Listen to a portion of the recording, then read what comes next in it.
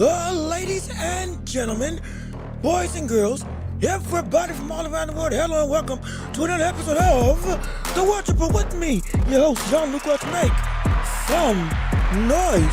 Get excited, clap it up wherever you are.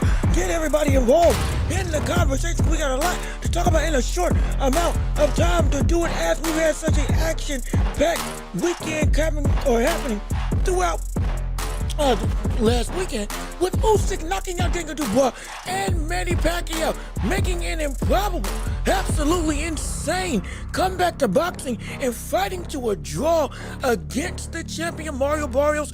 Was that fight actual robbery? Going back and looking at it, do we see Usyk now as the, not just de facto man to beat, but the unbeatable force in the heavyweight division? Could this brother retire undefeated? What's next for him? Who's another challenger? All of this and more coming down the pipe that we need to discuss in the world of boxing and beyond. I'm your host, Jean-Luc Welch. We appreciate you coming in on the show. If you're new to the show, please, glad that you're here. Well on, welcome. We're here every Tuesday, Thursday, and Friday, covering the world of boxing and beyond sports, NBA, NFL.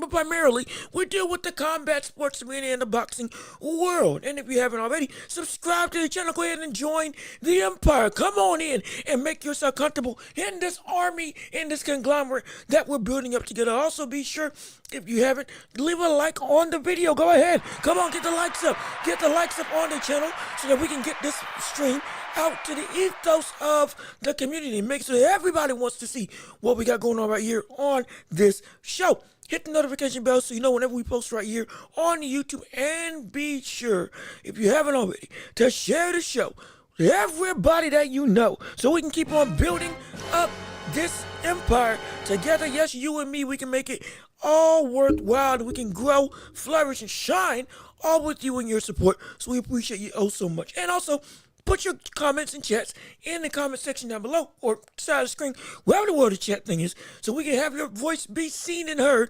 on this show while we drive the conversation and have to go through all the things that we have for topics of discussion on today. But again, thank you for tuning in.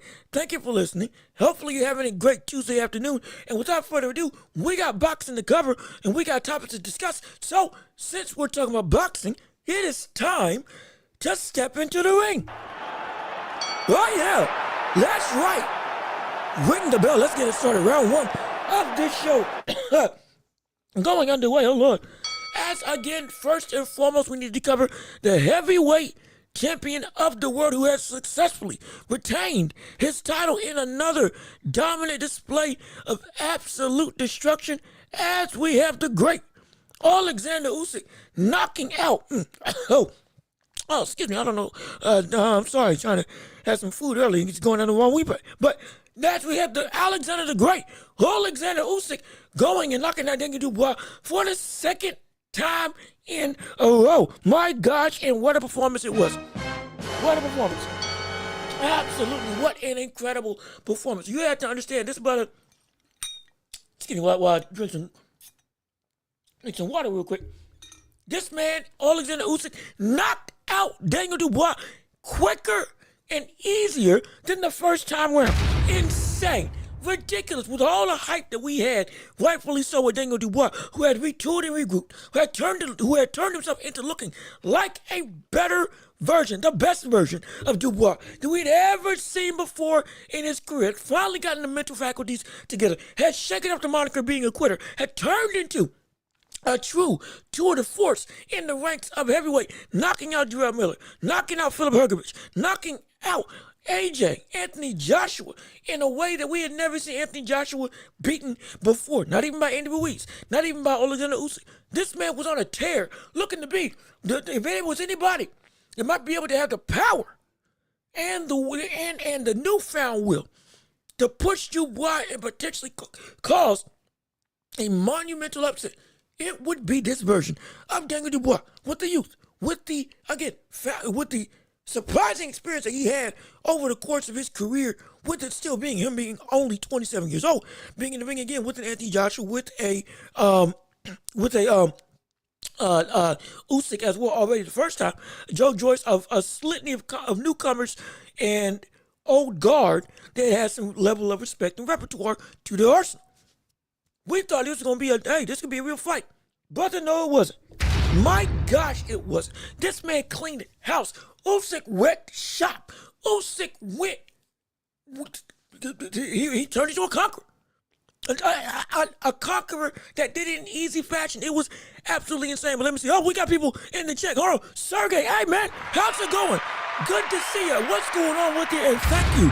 Thank you so much for tuning in to the show. So glad that you're here. And so glad to see you on this Tuesday afternoon or night or morning, whatever the world you're listening to the show. And wherever you are, hopefully you're having a great day today. But let me see what you had to say. Usyk's secret is not ducking and the best opposition in the division. In my opinion, oh no, and that's the thing. Usyk, and we're gonna touch on this later on. We are. Just as we're gonna talk about the fight, talk about what happened. We're gonna touch on this and what he's done in this division because it truly is insane. He has fought every, excuse me, he has fought every single major competitor in the heavyweight division in quick succession.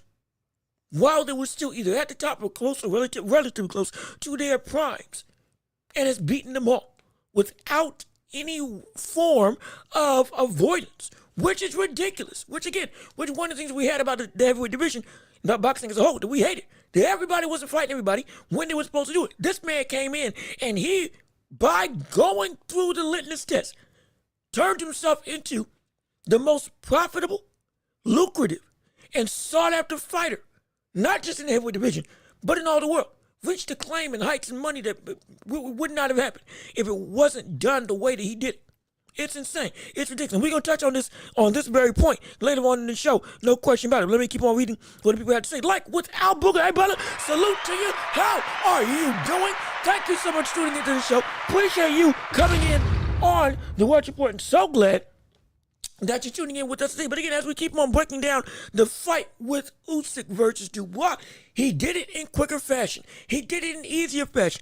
It was a situation where it was a 5-round destruction, where Usyk was able to completely mitigate whatever Dubois wanted to do. He shut down that jab that Dubois was trying to use within 2 rounds. He turned Dubois' own power against him. And he turned his aggression against him, ultimately in the 5th round when he knocked him out, when he knocked him down, and then knocked him out subsequently. He was so all-encompassing with his ability to completely overshadow anything that Dubois wanted to do in the ring. It was almost like this shouldn't have been a fight. There was that much of a gap between the two. It was ridiculous. It was absolutely insane. We were watching a Daniel Dubois who, in all honesty, I thought was going to come out even more aggressively. I thought was going to attack the body even more. I even thought just his use of offense, his willingness to throw, would mirror that of what we saw against Anthony Joshua when he fought against Joshua and just completely went ahead and tried to steamroll, just run over with the greatest of each. I thought that's the same thing that we were going to see, or at least attempt to see, Dubois do against Usyk in this 2nd round, on top of the already understood weakness of the body that would have been going on with Usyk. Hey, you talked about the robbery last time. You talked about how, hey, it was going to be, you got robbed. You were talking about how, if I catch you again, you're going down. But you didn't even get to go downstairs in the first place. You got one good shot from it. You got one good shot to the body on Usyk. You did. Dubois did. And it was identical to that first shot that put Usyk down in the first fight with Usyk, in that first championship opportunity that Dubois had. It was identical to it. Landed right on the similar logo and all on Usyk's shorts. Landed right in the center of that logo. Ref didn't call it. Usyk did the same thing. Hey, I'm uncomfortable with fixing his shorts and all. And Dubois did not go back to it. Partially because he for some reason, it wasn't part of the game plan. Other part was because he wasn't able to. He wasn't able to. He didn't get the chance to. By Usyk, because he just completely whitewashed him. They completely destroyed him. The movement, it was as if Usyk already knew what Dubois was going to throw. So by the time Dubois got in the ring, Everything that Usyk was doing was already in anticipation of the pattern recognition that he seemingly already knew was going to be established on the side of Dubois. It's an insane talent. And then we get to the knockout. After outboxing Dubois for 4 rounds, we get to the knockout. We get Dubois getting more aggressive. We get Dubois going through and starting to, let his hands go a little bit more. And he gets Usyk in the corner. But the next thing you know, Usyk is able to slip, get out the way of most of the heavy shots that Dubois aims to throw, and then counters him. I believe was it with the left? I think it was with the left hand. Oh no, might be the right hook. Counters with the short right hook that sends Dubois to the canvas, catches him right on the ear. Yet again, we've seen this shot before. You get caught there by the equilibrium shot. All of a sudden, you're in a shaky state. Everything's all woozy, muddy. Your feet can't carry. Your mind is gone, but it's still you're still there. But your mind also is in another place. You're seeing double. You can't stand straight. You can't move straight. You can't think straight. Can't punch straight. He catches him in a picture perfect shot that sends that brother down. Really similar to the first fight that we saw with Usyk versus Dubois. Dubois gets up though, and then he goes in for the kill. In terms of Usyk. Comes in, they start trading. I mean, they're swinging for the fences. Hooks, literally trading hooks with each other, missing by inches. Dubois and Usyk trade hooks with each other on one final exchange. Boom. They miss. Coming back around. Both of them are trying to catch each other with the opposite hand. Usyk with his left, Dubois with his right. Trying to go and catch him when both of them are fully exposed, committing fully to shots. And Usyk lands a left hook a left hook of the gods that completely and utterly destroys Daniel Dubois. I'm talking about Dubois was out before he hit the ground. Oh yeah, you saw his eyes went up, his mouthpiece went out, he went limp completely for a split second. He was gone and hit the canvas. He didn't know where he was. He absolutely did not know where he was. Not in the slightest. He was completely out of it on the canvas. I'm telling you. And Usyk gets the victory. And Usyk again retains, not just retains, but regains the undisputed heavyweight championship of the world. And is now a 3-time undisputed champion and a 2-time undisputed champion at heavyweight. Mind-boggling work for one of the greatest that we have in this era today. It's ridiculous. It is, I can't believe it. I can't believe it. He beat him easier than he did the first time out. And he did it in such a way that it was so all-encompassing. It was as if Dubois did not belong in the ring. It made us all look like a fool to say that Dubois really had a chance to fight and beat Usyk the second time around. And it almost made it seem like all of that buildup that Dubois had done for his career after losing to Usyk was all just for naught. Seemingly. Now, that's not the case. Because if it was, this wouldn't be this as much of an impressive win. But still, it has that look because of how the greatness of Usyk, it just overshadows everybody. It's ridiculous. Let me see. Moo Man. Hi, brother. What's going on with you? How you doing? Thank you so much for tuning in to the show. So glad that you're here with us today. Let me see what you have to say right now. Usyk, top 3 all-time. Daniel Dubois was tired by the 3rd. Now, I did see. It was a conference. In fact, let me make sure that I have this as one of the topics that I put up on the screen. Okay, yep, I do. Okay, we're good. Look, because of this win, we gotta talk about all-time standings. We do, absolutely we do. And now it's louder than ever. The rankings of Daniel Dubois, no question about it. And also, potentially, rumor has it, at least over social media, Daniel Dubois was out partying the night before the fight or hours before the fight with Usyk. And what was the biggest fight? It was like, now, again, I can't confirm this if that's truth or that's a lie. If that is true, then my gosh, Dubois, you're going to kick yourself for your entire life if that is the reason why you looked like the way that you looked in this fight. Hypothetically. Again, rumors. Not saying it's real. But the rankings of Dubois or the rankings of Usyk rather, needs to be discussed. No question about it. Now, before we discuss it though, we do need to talk about what's next for Usyk. And also, did Dubois quit?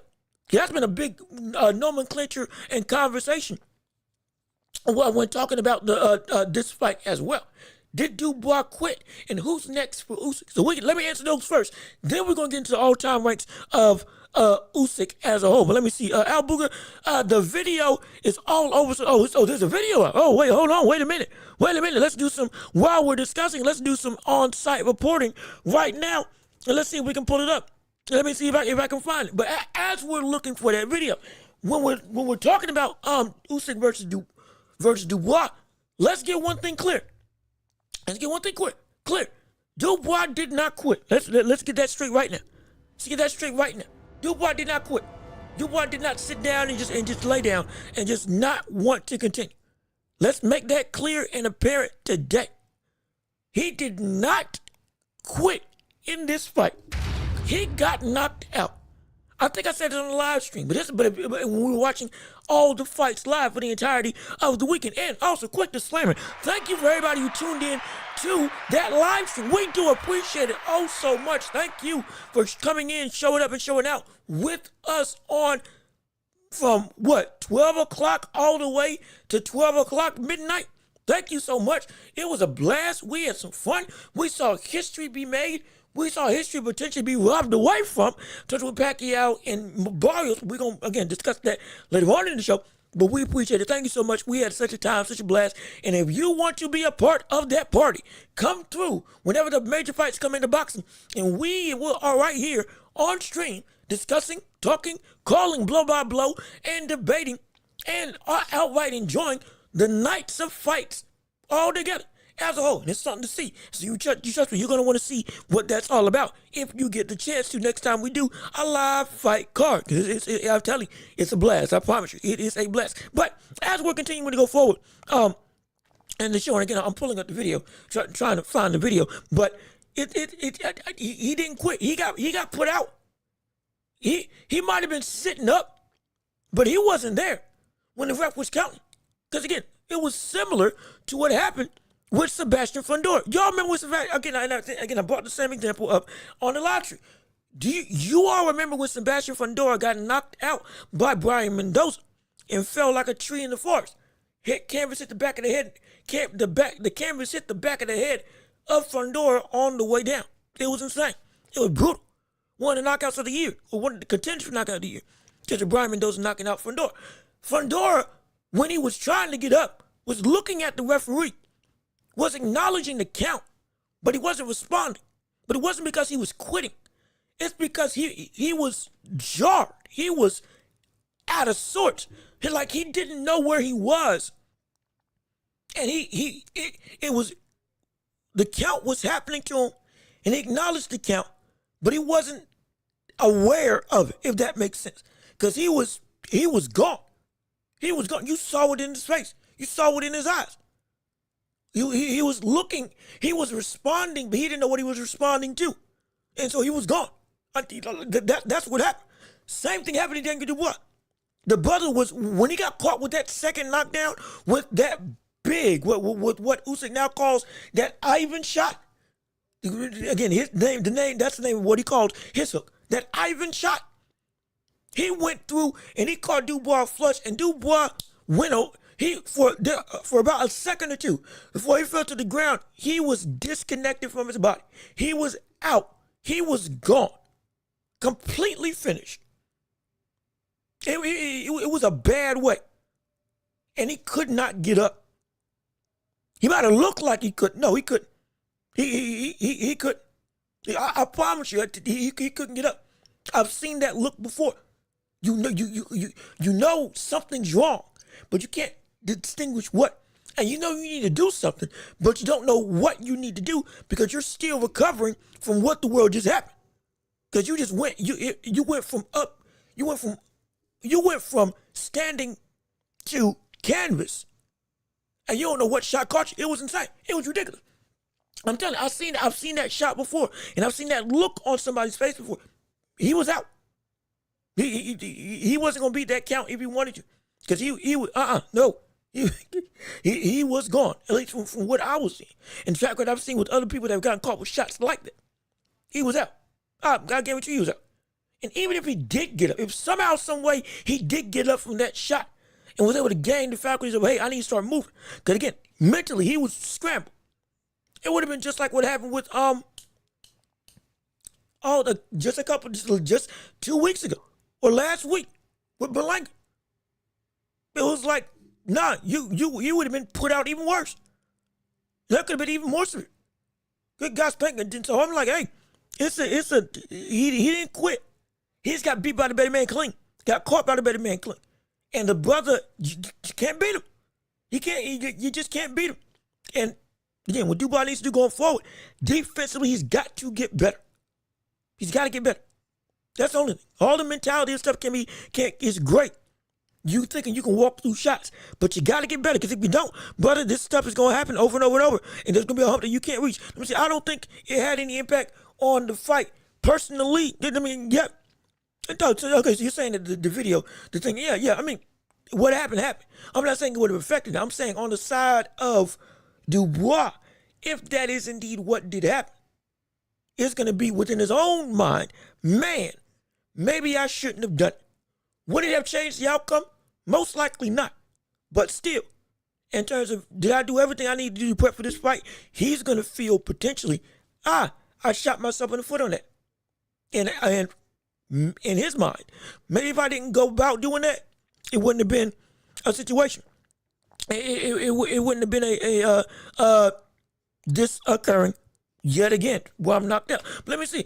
Young Guns, hey brother, what's good with you? How you doing? Good to see you. Thank you so much for tuning in to the show. Let me see. Usyk top 3 what? Now let's see. All time, top 3 all time at cruiserweight. I hope you don't mean heavyweight. Now, let me see. I don't think. Did I say top 3? Do I have it? Hold on. Wait, hold on. I recall saying top 3. I have said, and am saying right now, if we want to go through and discuss the world of, you know what? We can do it. We can switch topics. We can go back to who's next for Usyk afterwards. Let's go on and ask the conversation of his ranking, since that is indeed what the most prevalent conversation is right now. Let's talk about it. Let's discuss it. Let's get into it. Usyk's GOAT standing. What is it? Some people are saying heavyweight, don't even bother. Cruiserweight, maybe you have a conversation. Let's open up the floor to you all. What do you have to say? Because I got my thoughts on it, but I want to hear from you all first before I get to thinking and responding on what you have to say on the matter. Let me keep on reading. So we put too much into guys. We put too much into guys quitting. It definitely happens. Dubois quit multiple times. Yes, he did. Tim Basu just quit. Yes, he did. Sonny Edwards quit. Yes, he did. Tyson quit. Yes, he did. All those are facts. All those have happened before. Now again, we hold it in regard because of the sport that we have. Again, unless it's a situation where it's like, hey, I from my career to continue, I need to stop. That's a little bit different. Where it's like, yeah, I'm potentially going to be, might not be able to fight again if I don't stop this. We've had other people like George Foreman, or people go against George Foreman and say like, hey man, I quit because I felt like I was going to die in the ring. I saw death in the face when I faced up against this cat in Georgia. So sometimes it's out of fear. Sometimes it's out of just mental fortitude. Sometimes it's out of, physically, if I don't, I won't be able to fight again and won't be able to make a living. There's a multiplicity of things as to why, but it's held in negative regard because this sport, you're gonna get punched and put on you and putting on somebody else.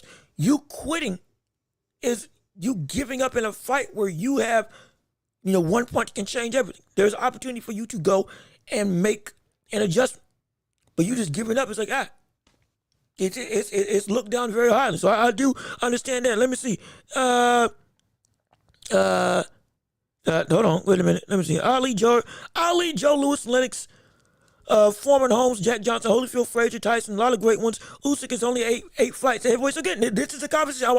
This is why we're having this conversation. I want to see what you all have to say before I give my thoughts on it. I can comfortably put him top 10 heavyweights all time and number 1 cruiserweight of all time. So let's see. So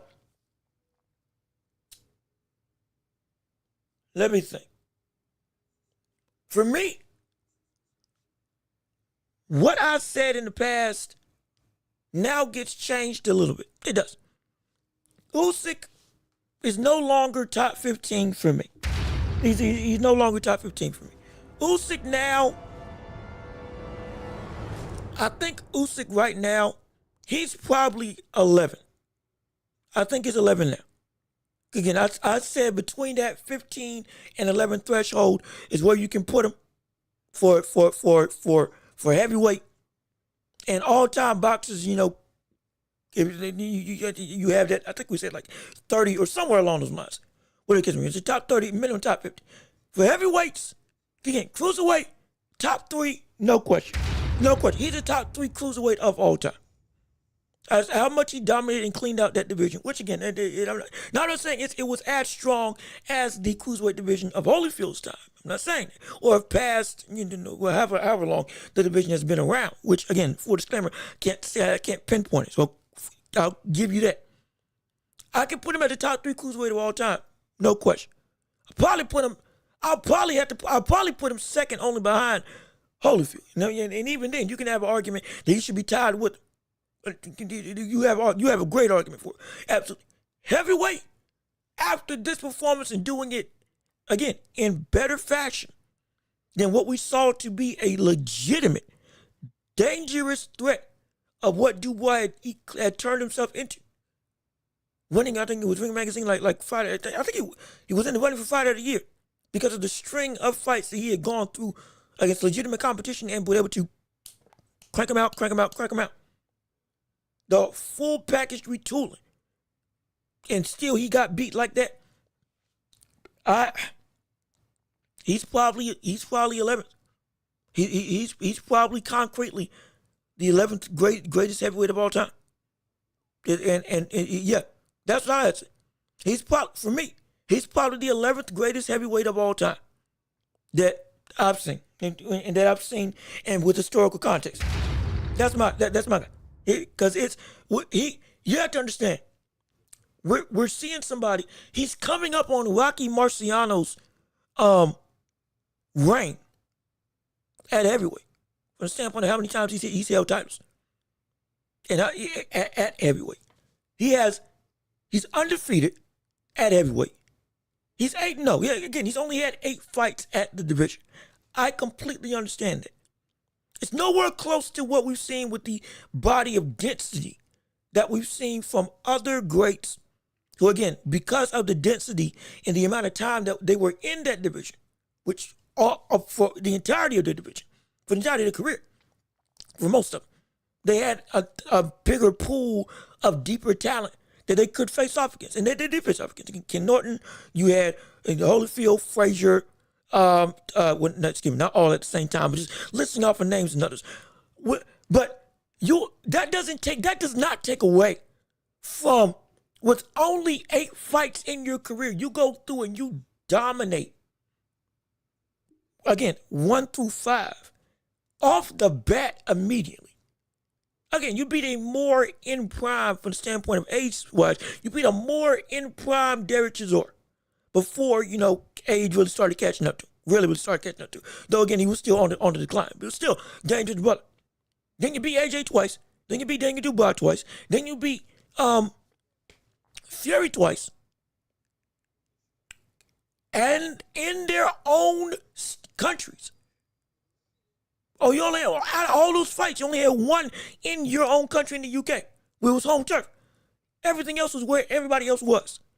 And you go knock them down, knock them out, or destroy them with the greatest of ease. In a manner that is not debatable, not negotiable, no controversy outside of, again, the Dubois shot to the body in the first fight. But even then, you knocked him out afterwards. And you dominated the fight up until that point. AJ, you won most of the rounds in both instances pretty handily. You have,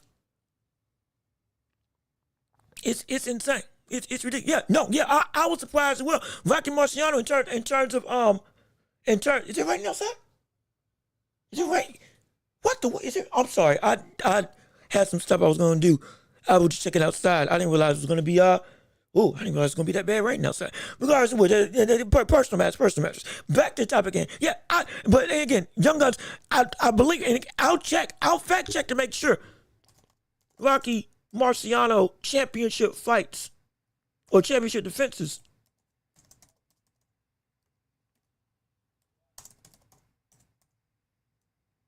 Here's champ.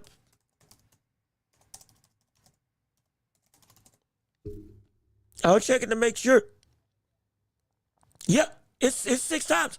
Rocky's had title fights. I believe I had said that in the midst of the conversation. If I didn't, I apologize. Rocky Marciano's got 6 title fights or 6 title defenses in his career of the 49 wins that he's had. But again, and again, because it was only one belt, hey, he had to work to get there. Once he got there, boom, he reigned 6 times, then retired undefeated. That's what happened. But he's only got 6. But in the context, Usyk's already got this would be what, his fifth title defense at heavyweight. And so it's like, and again, while the time at heavyweight is not long, the density with as short of an instance as he's been up here is something to behold. He's cleaned out everybody who's been big. Now, full disclaimer, well, actually, even before I say the disclaimer, that's incredible. That's stupendous. That's phenomenal. He has turned himself into the greatest of this era by such a wide margin that a loss now would not in any way change the look of what would happen with Usyk in his career. It would. If this brother lost, it would still be seen as, I can't believe it. Somebody finally beat him. Incredible. Phenomenal. And that would be on their resume one of the biggest wins. That would be a cornerstone as to why for the next era in boxing, they would be seen as, oh man, this brother is an all-time great because they beat Usyk. And Usyk was unstoppable. That would be a cornerstone win for whoever gets it, if it ever happens. So we're looking at somebody who again, beat. And mind you, let's also talk about what the conversation was with these other fighters. Anthony Joshua coming off the backs of Ruiz and a loss. All of a sudden, hey, still young, still again beat a young spry, still in his physical prime, Anthony Joshua, and then beat him again. Which again, while we've covered the stylistic change and the mental makeup of him, but still, who is still seen one of the more dangerous heavyweights in the world. He was still that. And to go and conquer him like he did, phenomenal. To do what Andy Ruiz did twice in cleaner fashion, though he didn't knock him down, was incredible. To then go and then beat Tyson Fury 2 times, who was touted as the best heavyweight of this era today. He was. He had that claim. If Tyson Fury had retired that day, it would have been that he would have been the greatest of this era.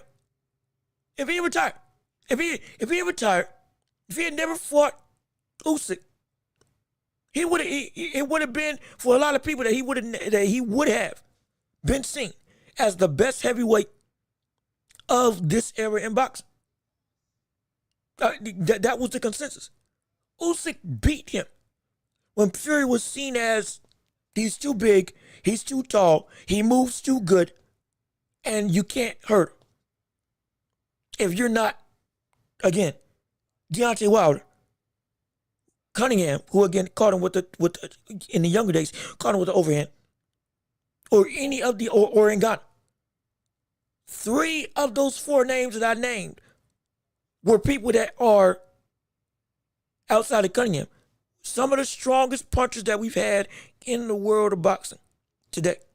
One of whom in Wilder is pound for pound one of the strongest punchers we've ever seen in this sport. And Usyk knocked him down, outboxed him, beat him, outpaced him, outsmarted him, and outmaneuvered him. And on a technical level and a physical level, he beat him every which way. cleanly. In great fights, but clean. And then they're going to face off against Dubois, who, again, still was not the Dubois that we know now that evolved. And then to face off against a more dangerous version of the brother who put you down. Again, though it was a low, counted as a low blow, many people say it was clean.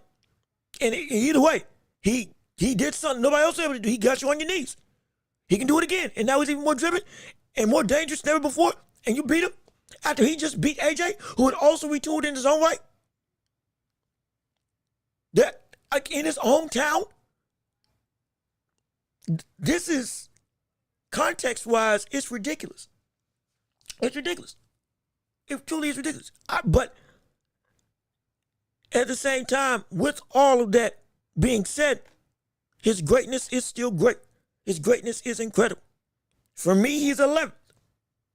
And it would be hard for me to say there's though the heavyweight division is vast and insane. Don't get me wrong. I think I can put him at 11th all the time. Again, thinking right now. For me. Now, the depth of the other fighters are the greats with quality, good and great names that were well more abounding because of the amount of time they were in the division and the quality of divisions of past eras. That takes into account as well. That takes into a major account as well. How Usyk would fare in those divisions, that's a whole other conversation.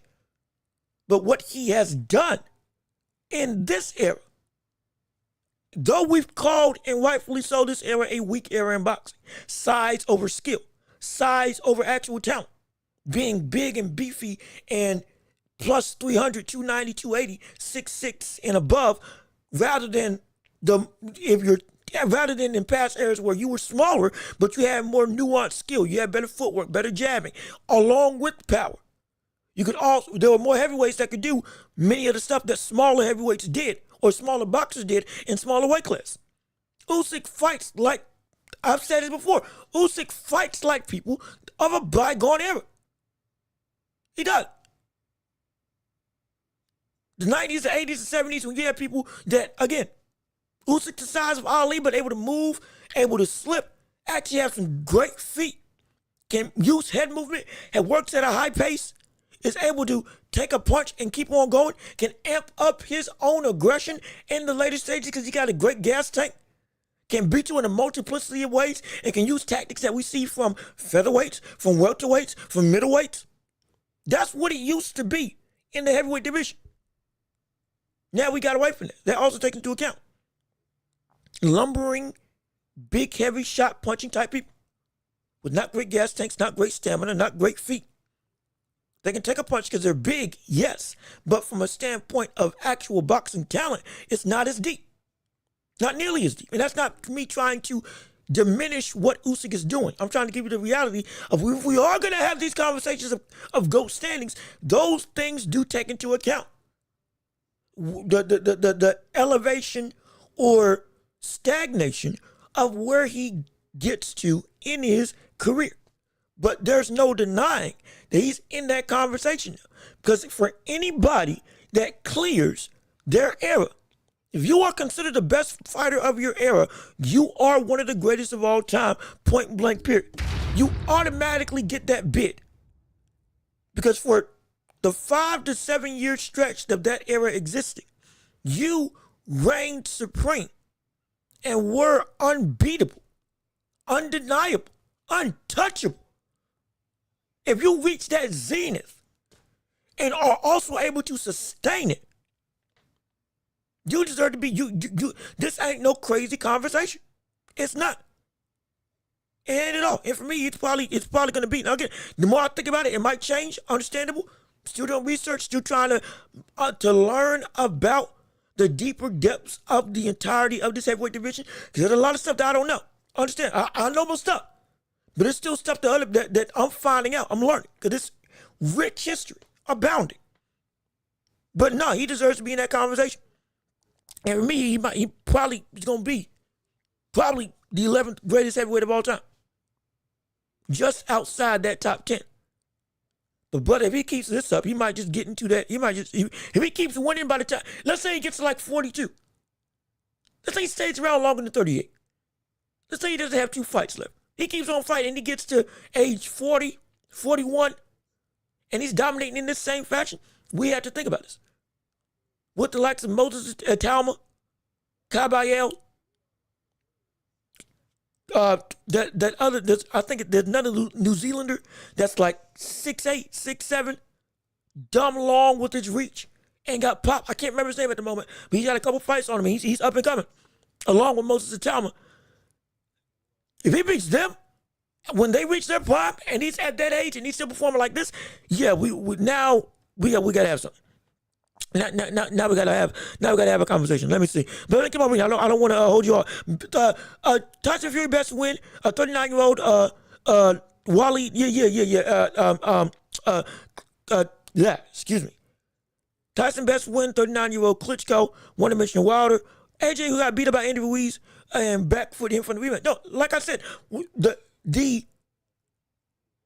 we've already stated that this era is not as strong as the others, but you still go through and clean out what was still seen as a competitively close affair of an era. This dominantly is insane. Do those guys beat Prime Riddick Bowe? No, probably not. But you can't say that Usyk couldn't do that. You can't say that Usyk couldn't compete with him. You can't. You can't say that Usyk couldn't compete with the likes of a Evander Holyfield. Like, I'm not saying he's going to win, but I'm saying that you can't say that he doesn't belong in those types of conversations. One, because he achieved way more than Riddick Bowe. He did. This isn't to discredit. I'm just saying accomplishments-wise, he's done what Evander Holyfield did. And Holyfield is more accomplished than Riddick Bowe. And Usyk's resume is closer to Holyfield than to Riddick Bowe. And so, again, I'm not trying to disparage because Riddick Bowe went to war with Holyfield. I would love to see Usyk versus Holyfield. Or, excuse me, Usyk versus Holyfield and Usyk versus Riddick Bowe. I would love that. Oh, my gosh, if we could make a time machine, those would be great fights. But again, it's not about who would win. It's about, does he belong in those conversations? And I would say that he does. I would say that he does. Remember, Vladimir was 40. Oh, yeah, he was 41. I forgot about that. He was 41, and he dropped him. He almost put him down. AJ coming back like he did was insane, but he almost put him down, and he almost put him out. You're absolutely right about that. Dubois would smash all of the 90 boxers. In my opinion, it's just law of generations. Modern boxing is levels above, and again, I see a lot of y'all commenting. Let me answer this, and I see your Garden Snake. I see your Treetop Boxer. I see all of y'all. Daryl Anderson, glad to see you here. So glad all of y'all are here. I'm going to go and talk to you. Let me address this real quick. I wholeheartedly disagree with this, with all due respect, Sergey. Because boxing isn't like what we've seen with the NBA and other leagues, the NFL and other leagues. While the sport has evolved and boxers are smarter because they have a bigger backlog of things to study and the sport has changed, boxing is one of the few sports where new is not always better in this situation. It isn't. The evolution of the sport doesn't ebb and flow in the same vein as with others when it comes to boxing. Boxing, the 90s, at least for the heavyweight division, was leagues better. 80s was leagues better. There's a bunch of fighters then that would have been champions today, not because, again, I'm trying to just dismiss this era, but because what was lost with this new generation was the lack of the small man skill set. Unlike what we saw with the 90s. Though, again, it was changing. Size started becoming a bigger factor, but it still had fighters who could have those smaller skill sets. Again, the Tysons, James Toney, who moved up to heavyweight. And that's on top of my head. Tony Tubbs, Burbert, Bruno, and a litany of other great, good quality fighters. Razor Ruddock. There's a plethora of phenomenal fighters. Lennox Lewis, who they retained that small man skill set while still being big. These fighters of this generation don't have that. They don't. They got power. Yes, they do. But the standpoint of boxing ability, it ain't the same. When Usyk fought like those 90s fighters, those 80s or 70s fighters, with a small man skill set, you saw what happened. Moses Talma right now, who is, again, a smaller heavyweight for this generation, you see what he's doing, and he's using a smaller man skill set. Tyson Fury is a good boxer.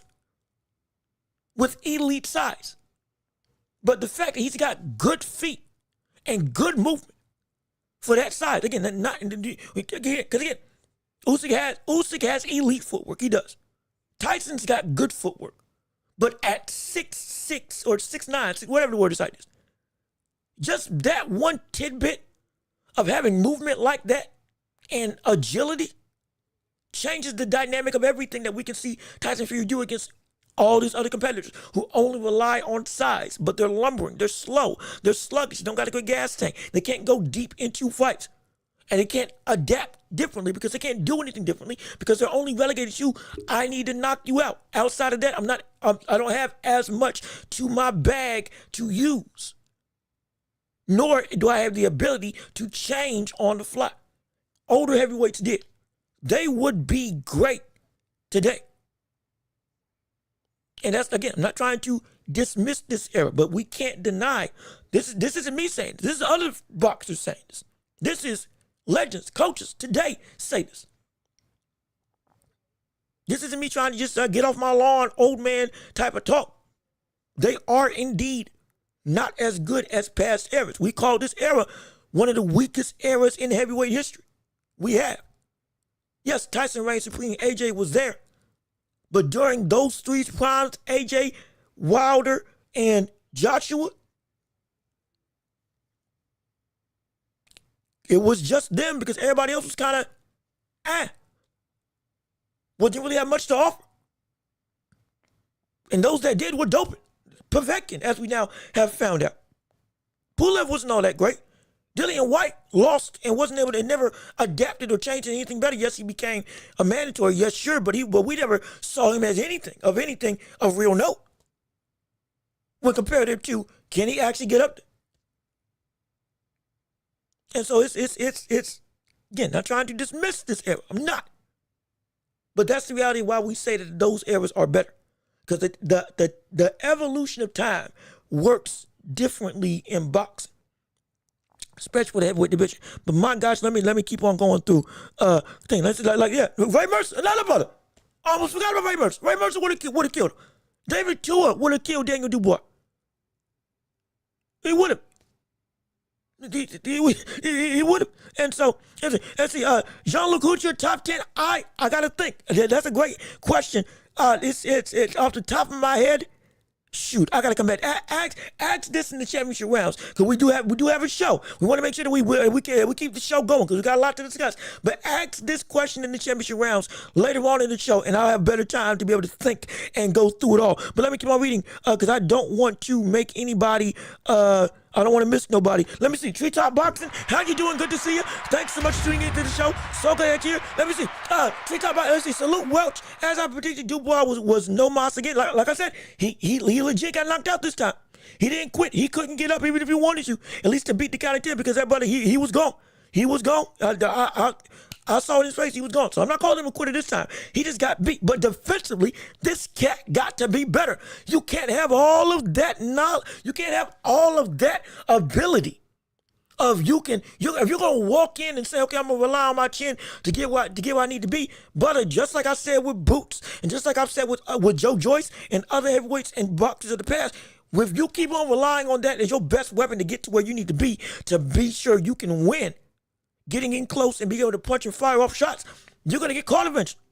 Because you can't take, especially a heavyweight, you can't take that level of punishment. You can't.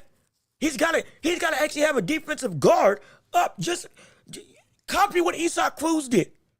Copy what Usyk Cruz does. That's all you have to do. Just walk in like this. And then when you get in close, then just start throwing. If you're going to fight like that with that mentality, that's the style that would help you. But right now, if he doesn't fix this, he's never getting back to the top. He ain't. He's not sure. Can he be AJ again? Absolutely. But then when the better fighters than AJ come along, or if he has to beat Usyk again, he'll never be able to. At least with that, at least give yourself a better chance, in my opinion. Let me tell you, and so it's if you're 300 pounds and like donuts, you're gonna be heavyweight. Yeah. Look. We're starting to see a little bit of a shift and change from going away from just being size beats all, again with the Italmas and a couple other people coming up in the heavyweight division. But for the whole, This has been it. It's been this. You can be, if you are just bigger, you can beat them. Even if you and even if you have a level of nuanced skill set, you don't have the other things to sustain it. Big Bang Jang should be, and from on paper, is one of the most dangerous heavyweights in all of boxing. But the issue is he has no gas tank in any way after 5 rounds. And even if you're just able to survive 5, you can easily beat him just by outworking him. After you saw with AJ Caballero, after you saw with Joseph Parker, after he got knocked down twice, because he can't keep it up. And so it's older heavyweights had all of the things, at least at a baseline, to do it for 12. Today's people, they just don't. And it's not because I'm trying to hate. It's just the reality of what we've seen. Let me see. Daryl Anderson, how you doing? Good to see you. Thanks so much for tuning in to the show. So glad that you're with us today. Hi, Jean-Luc. How shocked are you to see Manny performance? We're going to talk about that performance next. Right after this topic, we're going to talk about it next. Let me get through these comments. Then we're switching gears to Manny Pacquiao. Let me see. Usyk will be competitive in any era? Absolutely. No question in my mind. No question in my mind. No question. He would. I would love to see him against the likes of, again, a Riddick Bowe, Evander Holyfield, a Ken Norton, an Ali, a George Foreman, even a prime George Foreman. Oh my gosh. Oh shoot. That'd be insane. I would love to see him against it. Now, I'm not saying he's gonna beat him, but I'm saying I would love to see him in that mix because he could compete. And that's shown he can compete with any era of heavyweight. He absolutely can, no question about it. Let me see, Treetop Boxing, Usyk versus Ali's 50-50 fight. Boom, I said, hey, brother, now, hey, now, hold on now. Now, hold on. I don't agree with that. I don't agree with that. I don't think it's a 50-50 fight. And we're talking about whether it's old Ali or prime Ali. If it's prime Ali, Usyk gets washed. If it's old Ali, Usyk still gets beat. No, it's probably a closer fight, but he still gets beat. I'm objectively confident about that, and that's not me trying to dismiss Usyk. There's just some levels to it. Yeah, now I'd pay to see it. Oh, I'd absolutely pay to see it. Same height, same reach, similar footwork. Well, not similar. Let me phrase it. Both having skill sets that, you see some semblances of Ali with the footwork, with the movement, with the unpredictability, feints and all. And then again with the heart and all this, it'll be a phenomenal fight. I would love to see, but Ali's beating. Ali for me is definitely beating. Let me see. Garden Snake, hey brother, what's good with you? Thanks for tuning into the show. So glad that you're here. Moses Itama is about to expose just how bad this division is, and I think I've been saying he's gonna be the leader of that next era in boxing. They're already trying to get him in like. Turkey Usyk has already said he wants to see Usyk versus Itama. Now, I think Itama ain't ready yet. Now, that's me. I don't think Itama's ready for that smoke. He ain't ready for that right now. He's still growing. He don't need that right now. In 12, 13 fights. And 12 fights, he don't need that right now.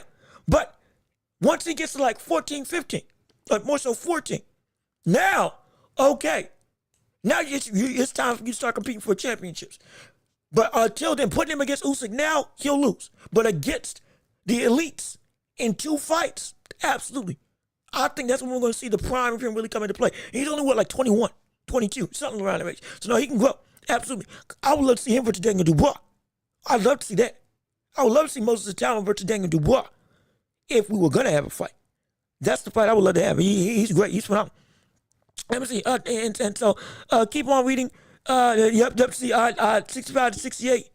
No question. In my opinion, no question about that. I completely agree with that. And even an older Ali, who was again after the years of being dismissed because he wouldn't fight the Vietnam War, which again was wrong, unjust, and it has been completely took away his prime wrongly. That would beat him too. Again, for me, right? In my opinion. As Usyk has 8 fights, it's hard to compare. You can't compare to some extent.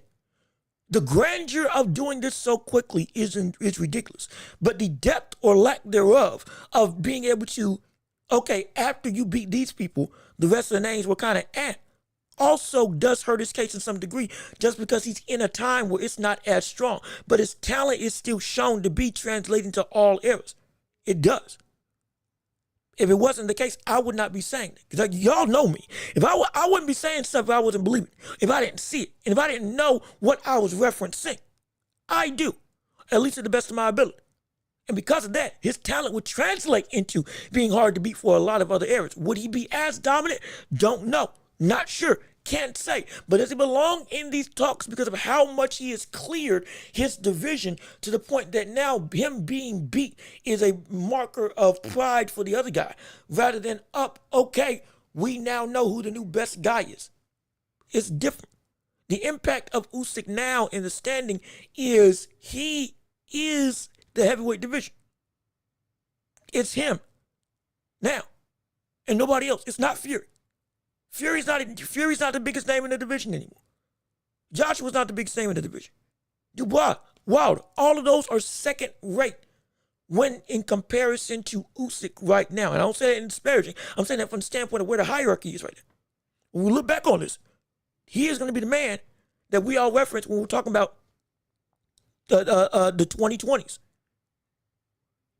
The 2020s is going to be Usyk is who we discuss as who, for this era in boxing, reigns supreme.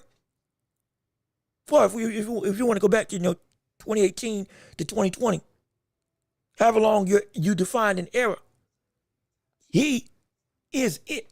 He's the face. He is the seal. He is what gives this era a stamp of approval. He is what gives this era a finality. That's what he's eclipsed himself to, which is insane. It's ridiculous. And to do that in only 8 fights at heavyweight is, again, preposterous to think about. But it's the reality that we're witnessing right now. And so, let me see. Way of the exploding, way of the exploding ninja fist. Can I call you, shoot. I can't even think of a good name. We'll call you Ninja for now. What's good with you, Ninja? How you doing? Good to see you. Thanks for tuning in to the show.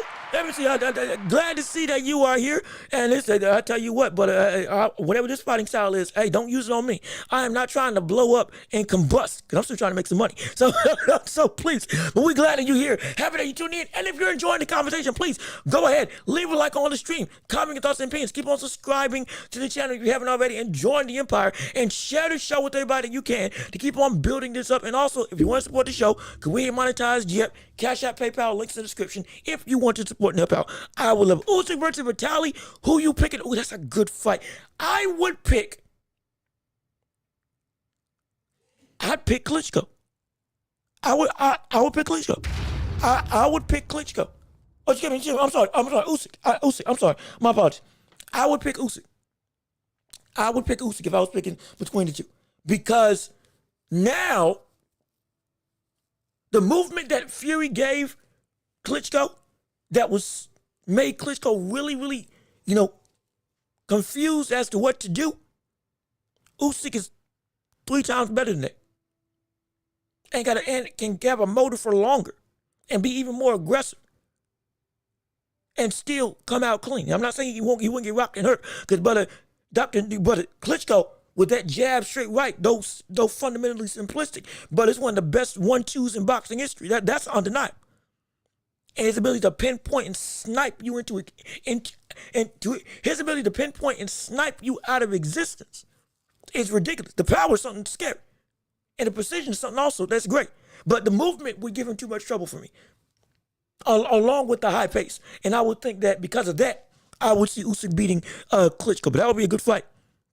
That would be a good fight. Which is a weaker era, 80s or 16 through 25? 16 to 25, absolutely, no question. 16 to 25, absolutely is a weaker era in my estimation. No question about that. It's a weaker era. Because it goes 70s, 80s, 90s as that almost 3 decades of some of the best boxing that we've seen in the heavyweight division.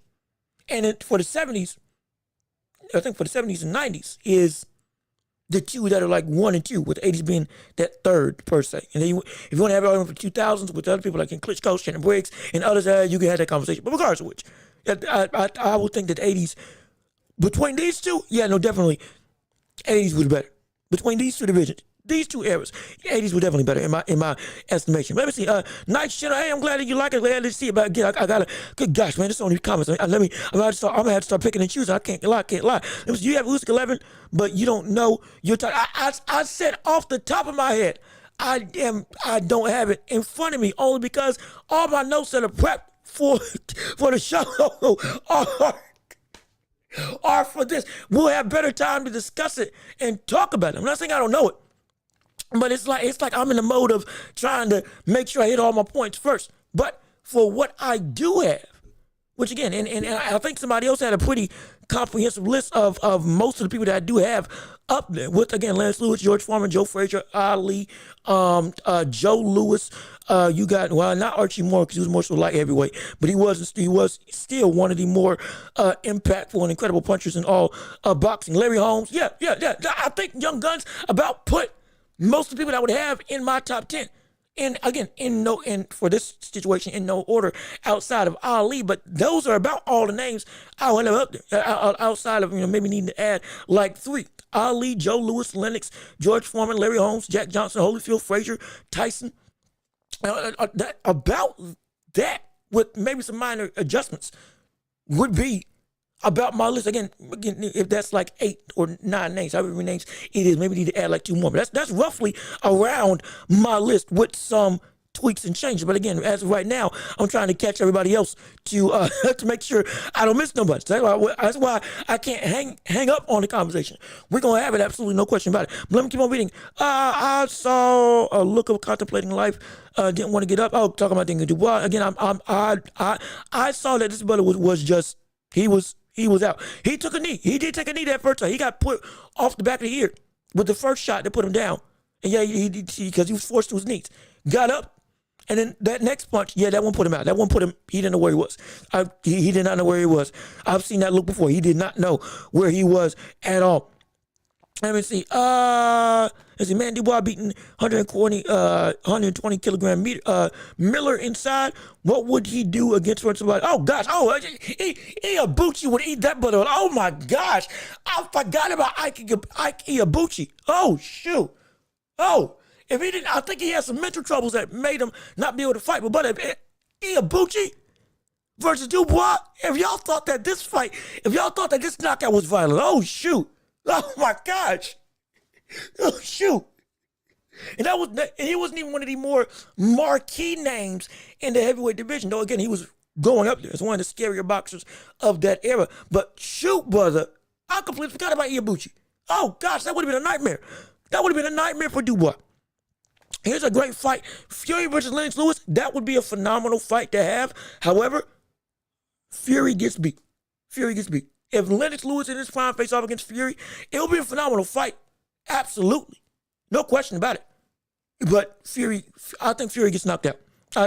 Because Fury, look at what happened against Wilder. And that was Wilder with just straight up power. Fury wouldn't be able to outbox him the way that he outboxed Lennox the way that he outboxed Wilder. He would have to go into that more of a Kronk style mentality like he did in the second fight, which again would make for an interesting affair.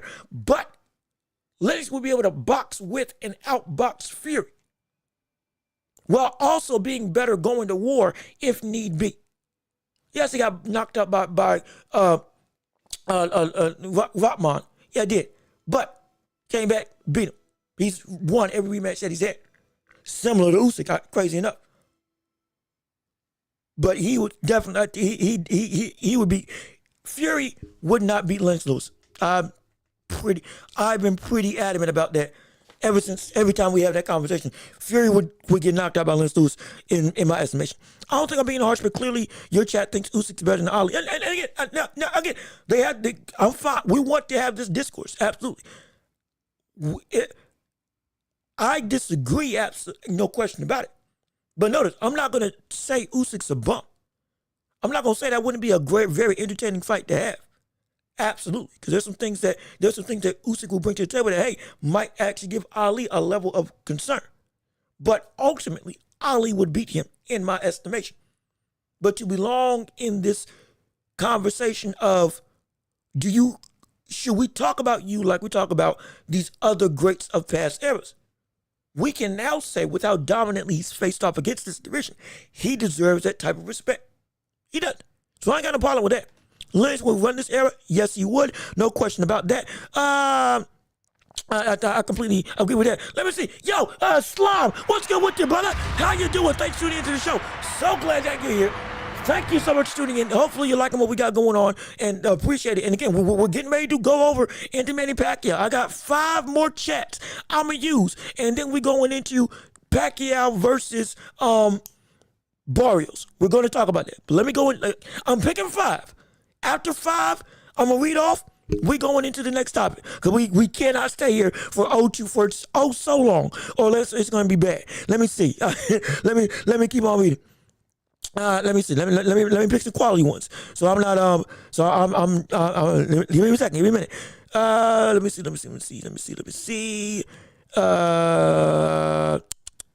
Hold on. Wait a minute.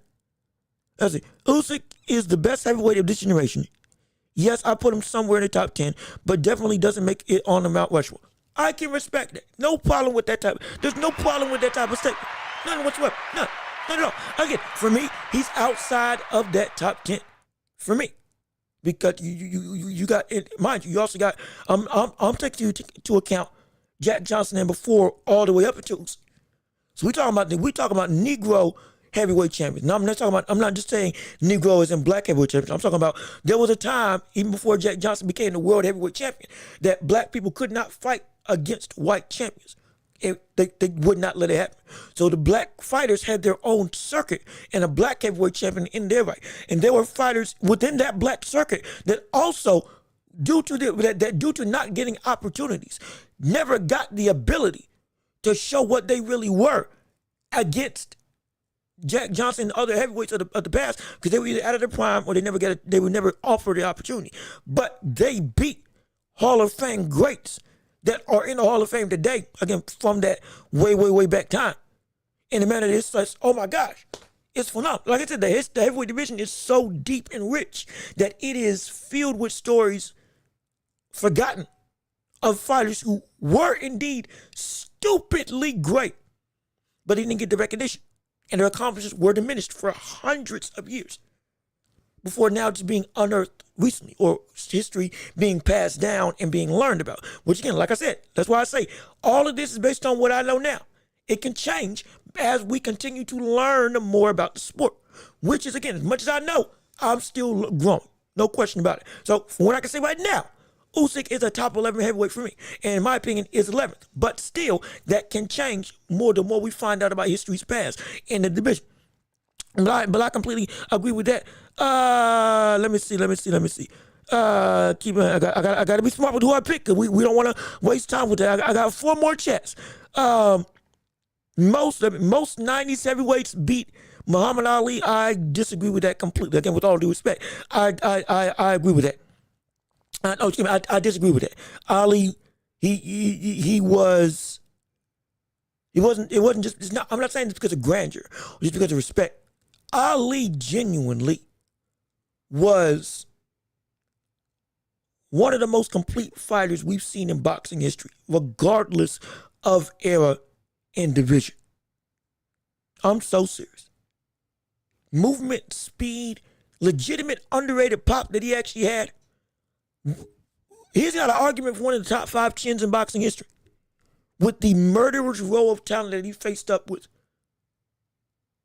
all at their best, even when he was diminished, and still did what he did. To the likes of Joe Frazier, to the likes of George Foreman, to the likes of Ken Norton, to the likes of Cleveland Williams.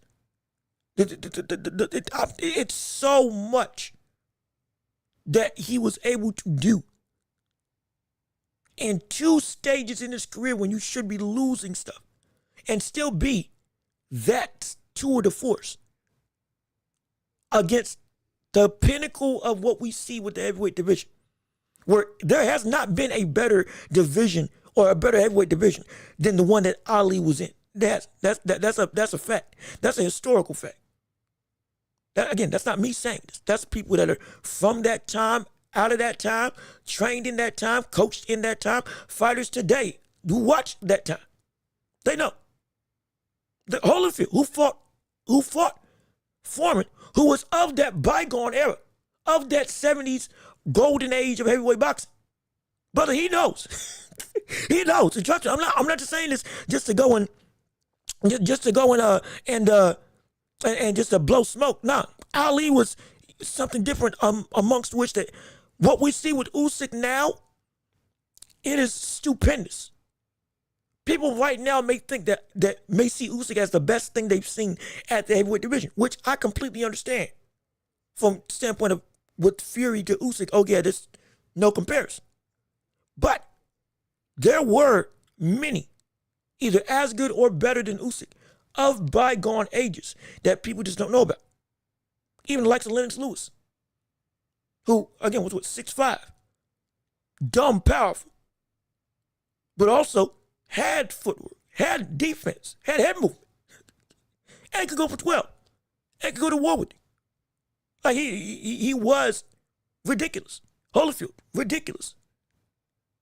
On top of the Jordan, the Foremans, Frazier's, Lewis's, even the going back before that.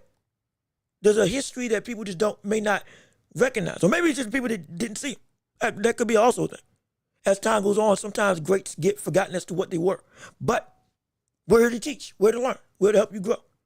Again, Ali had 10 title defenses in his career. I think he had like 6, 7 straight, 8 straight, I think. Mind you, those names, all of whom are in the Hall of Fame, are all, at least 5 of them, are seen as, or in that conversation for the greatest heavyweights of all time. Minimum 3, or minimum 2, depending on who you ask, with Foreman and Frazier. Two of the people that are in the top 10 heavyweights of all time are the people that Ali beat and went to war with. And that is consistently seen as he was better than them. Point blank period. Like there's some weight to that because it's real. It's legit real. Let me see. Matt Borgerson, what's good, brother? How you doing? Thanks for tuning in the show. So glad you're here. Anyone who says Usyk is a greater heavyweight than Ali is wrong. Whoever he's a pound for pound, top 20 all time. Again, for me, I agree with it. I agree with it. I don't want to be a little bit harsh, but kind of this is where I stand. If you think Usyk's better than Ali, you're wrong. Abhorrently wrong in my estimation, but still does not take away from what Usyk is carving out his place to be and being one of the best ever. And yeah, absolutely, and one of the best ever. He is still one of the best ever. Ali beat Liston, Foreman, Shavers, Von Lyle, who, mind you, took Foreman to the brink of death. Or, Jimmy Young took him to the brink of death. But Von Lyle, brother, put him in the elevator fight, one of the greatest fights in heavyweight history. That brother was a puncher actually on par with Foreman. And he still overcame that. And Ali did him away. Frazier, arguably top 5 hardest hitters ever. He beat slick boxers like Jimmy Young or Ernie Terrell. Again, if you go back, if you ever get a chance, go back through Ali early days and kind of the middle of his later prime when he came back. You'll see the difference. It's almost hard to describe. Because I can say the movement was better. I can say the speed was better. I can say that the stamina, the motor, the chin, I can say all of that is better. But you got to witness it for yourself in some cases to see exactly what we're discussing. Because you'll see things being done that Ali was either doing or was going up against. That Usyk, for the majority of his heavyweight career, with all due respect, there was some tricks of the trade and levels of talent that Usyk, from a depth perspective, didn't have to deal with when coming to heavyweight because it wasn't there. It didn't exist. Again, not trying to dismiss this era, but that's just the fact of the matter. When you look at everybody that we were seeing Ali fight, it was a bevy of talent from all styles and metrics and training that was at a level that was more ruthless, a sport where at the time it was more unforgiving, where the rules were more violent, and the fighters were more consistent on the whole, in better shape, is were more nuanced in their abilities, and were always fighting and genuinely were more well developed in all aspects of their game on average than what we see with the heavyweights right now. On top of having power that rivaled the gods. It was a ridiculous era, a ridiculous time. And again, I say it in a great way. That does not diminish what Usyk is doing, but that puts context into what others had to go through and why their accomplishments are viewed in the way that they are. And also why their resume is touted as the way that it is. It doesn't mean that Usyk's resume and talent and skill set isn't great, but it also does mean that when we talk about those other greats, there is a threshold that Usyk still has to do more work to do in order to achieve that same caliber. He's in the vicinity, which again, for anybody of this era to be in that vicinity is ridiculous. Mind you, we were also talking that Tyson Fury would have beaten Ali. Do we forget that? Do we forget that? Do we forget that Ali and Tyson Fury was in the conversation of Ali wouldn't be able to beat Fury? And we all know that's preposterous. But that was for a good 2 years after Fury knocked out Wilder. That was the conversation. Fury would whoop Ali. He's just too big. Then Usyk comes along with a semblance of skill set that Ali had. Same height, similar reach. I think Ali had an 80-inch reach. Usyk had a 78. They're saying 78, 78. I thought from my historical records it was 80 inches that Ali had. But regardless of which, 6'3", for the sake of argument, we'll say both of them got a 78-inch reach. Similar weight, 220, 225. And they both box with technical expertise. With Usyk having, again, a great boxing talent, but just a smidge compared to what Ali brought. And Usyk did that to Fury. But we were saying Fury would have whooped Ali. He can't take that. And we're just having that conversation. All of a sudden now you're saying Usyk beats Fury, and Fury, we were saying, would have beaten Ali, so Usyk would have beaten Ali. It doesn't work like that. It don't work like that. It doesn't work like that at all. Usyk and Fury, or Fury and Ali would have beaten Usyk. Usyk did beat Fury. Ali would have beaten Fury. And if they faced off against each other, my humble opinion, Ali would have beaten Usyk. Because Ali was just better. In just about every account. And this is not disrespect. He was just a better fighter. He was just a better fighter than him. And so, but my God, great day. I hope I'm not missing anybody. It's been so many conversations. My goodness, it's great day. I'm not trying to miss nobody, but my gosh, it's gosh, we've been in minute 19. Okay, hold on. Okay, I got one more chat, and then we go on to. I know I said 4. I know I said 5, but we're gonna have to shorten it because we don't want to waste time. Because we do have to talk about Barrios and Pacquiao. But let me see. Hold on. Taylor. What am I Taylor? Yeah, Josh Taylor retired. Quick question: whose undisputed run do you think was better, Josh Taylor at 140 or Jarrell? Oh, that's a good question. Josh Taylor did retire. Eye injury took him out. No longer fighting. Was undisputed. Was pound for pound at the highest ranks at one point. Oh, that's a good question. Oh, I got to think about that. I don't know. That's a good question. Was Charlo's 154 run better than Josh Taylor's 140?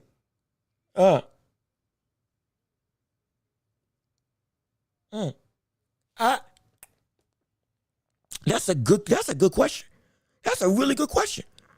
I wanna lean towards Josh. I want to lean towards Josh Taylor because I again, if I'm wrong, please tell me I'm wrong. But I don't think that Charlo's undisputed run got him a pound for pound nod. But Josh Taylor's did because I think the talent was better. If I'm remembering correctly, the names that Taylor beat on the road to undisputed was like, hey, and I believe the dominant said what you wanted was like, yeah, this brother's pound for pound top 10. When Charlo got that same resume, I don't think it was with the same, what's the word I'm looking for? Quality? Is quality the right word? Will quality be the right word? Again, if I'm wrong, please tell me I'm wrong. But I think, Charlo, okay, just give me. I got it wrong. Charlo was on the pound for pound list. Shoot, okay, so I apologize. I forgot. I misremembered. Charlo was on the pound for pound list as well as Josh Taylor. That's a really good question. That's a good question. I don't know. I genuinely,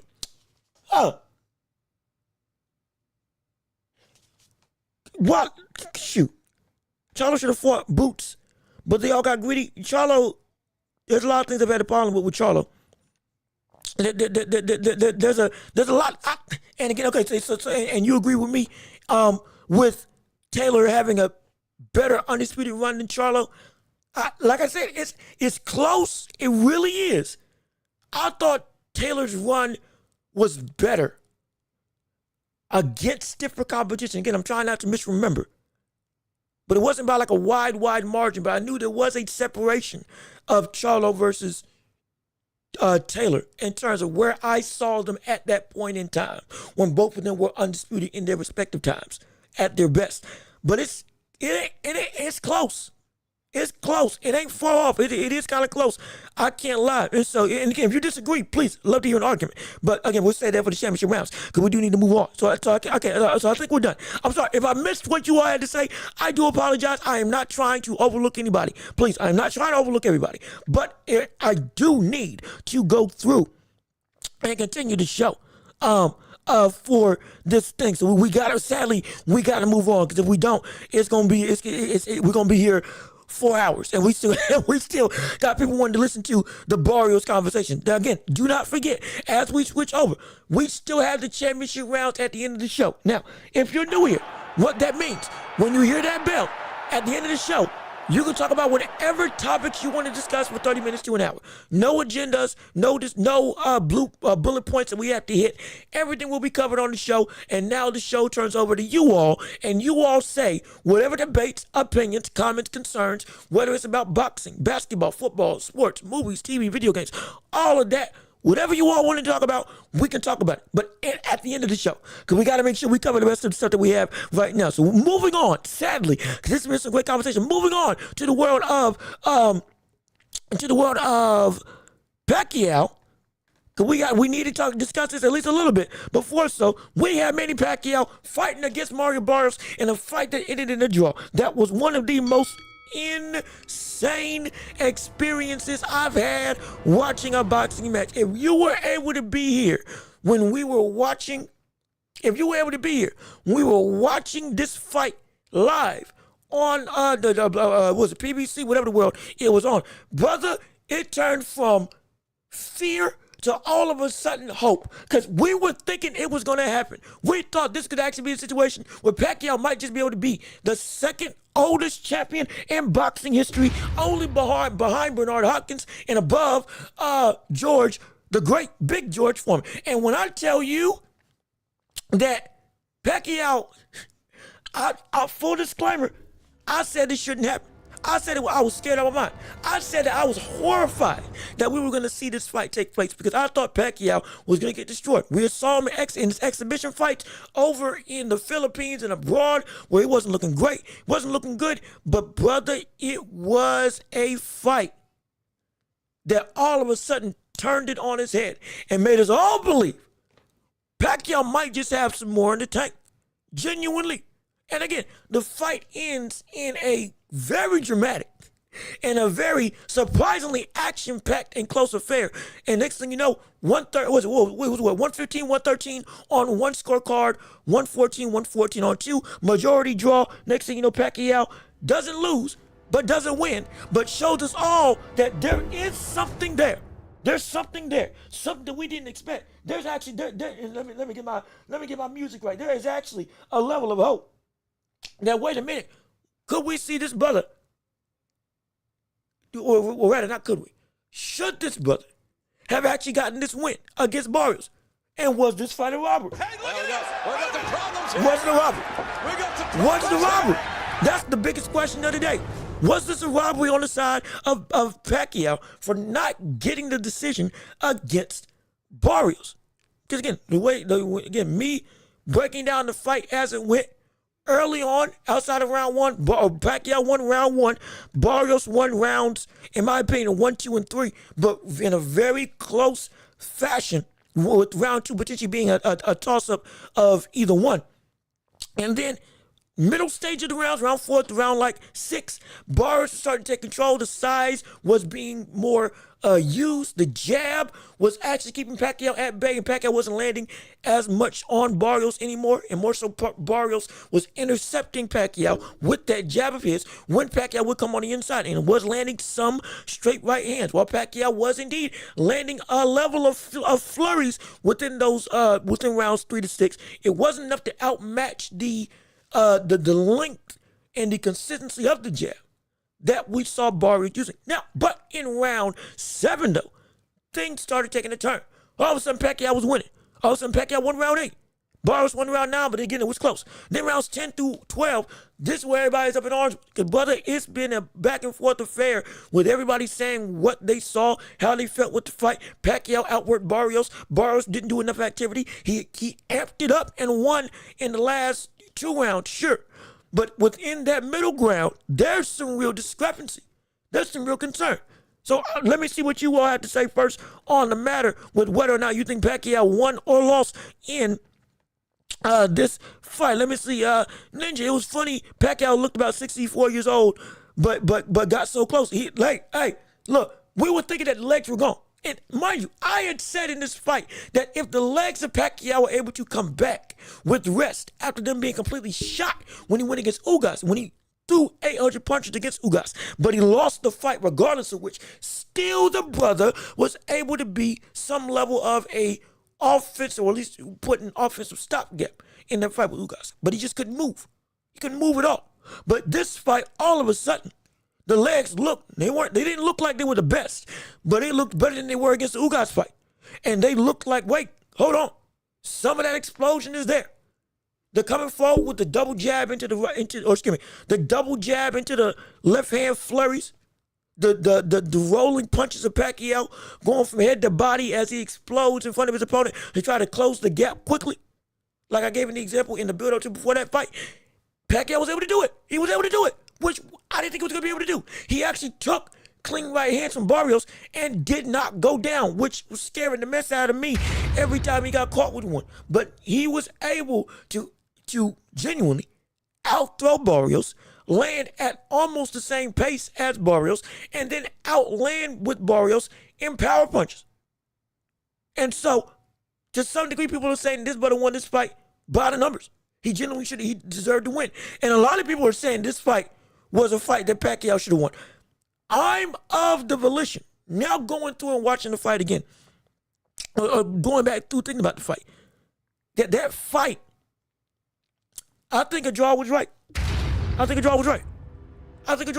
going back through it, I think a draw was the right decision. I don't think Pacquiao did enough to win.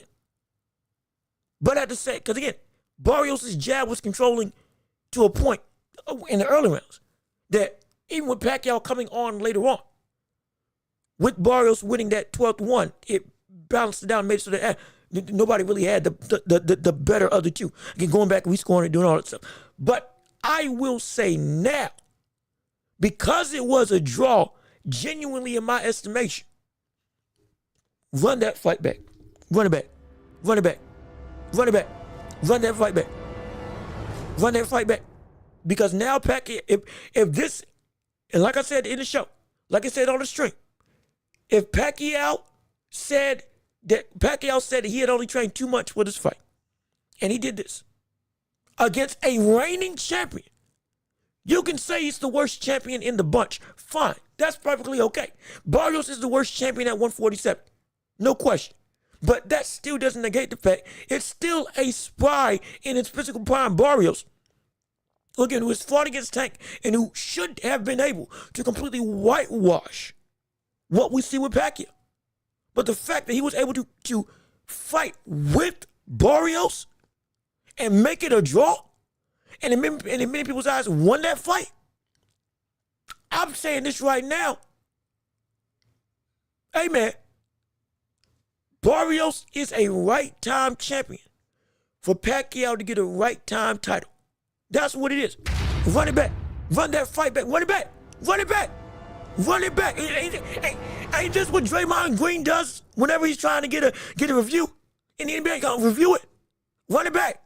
Put this fight back on. Give Pacquiao, what, 9 months?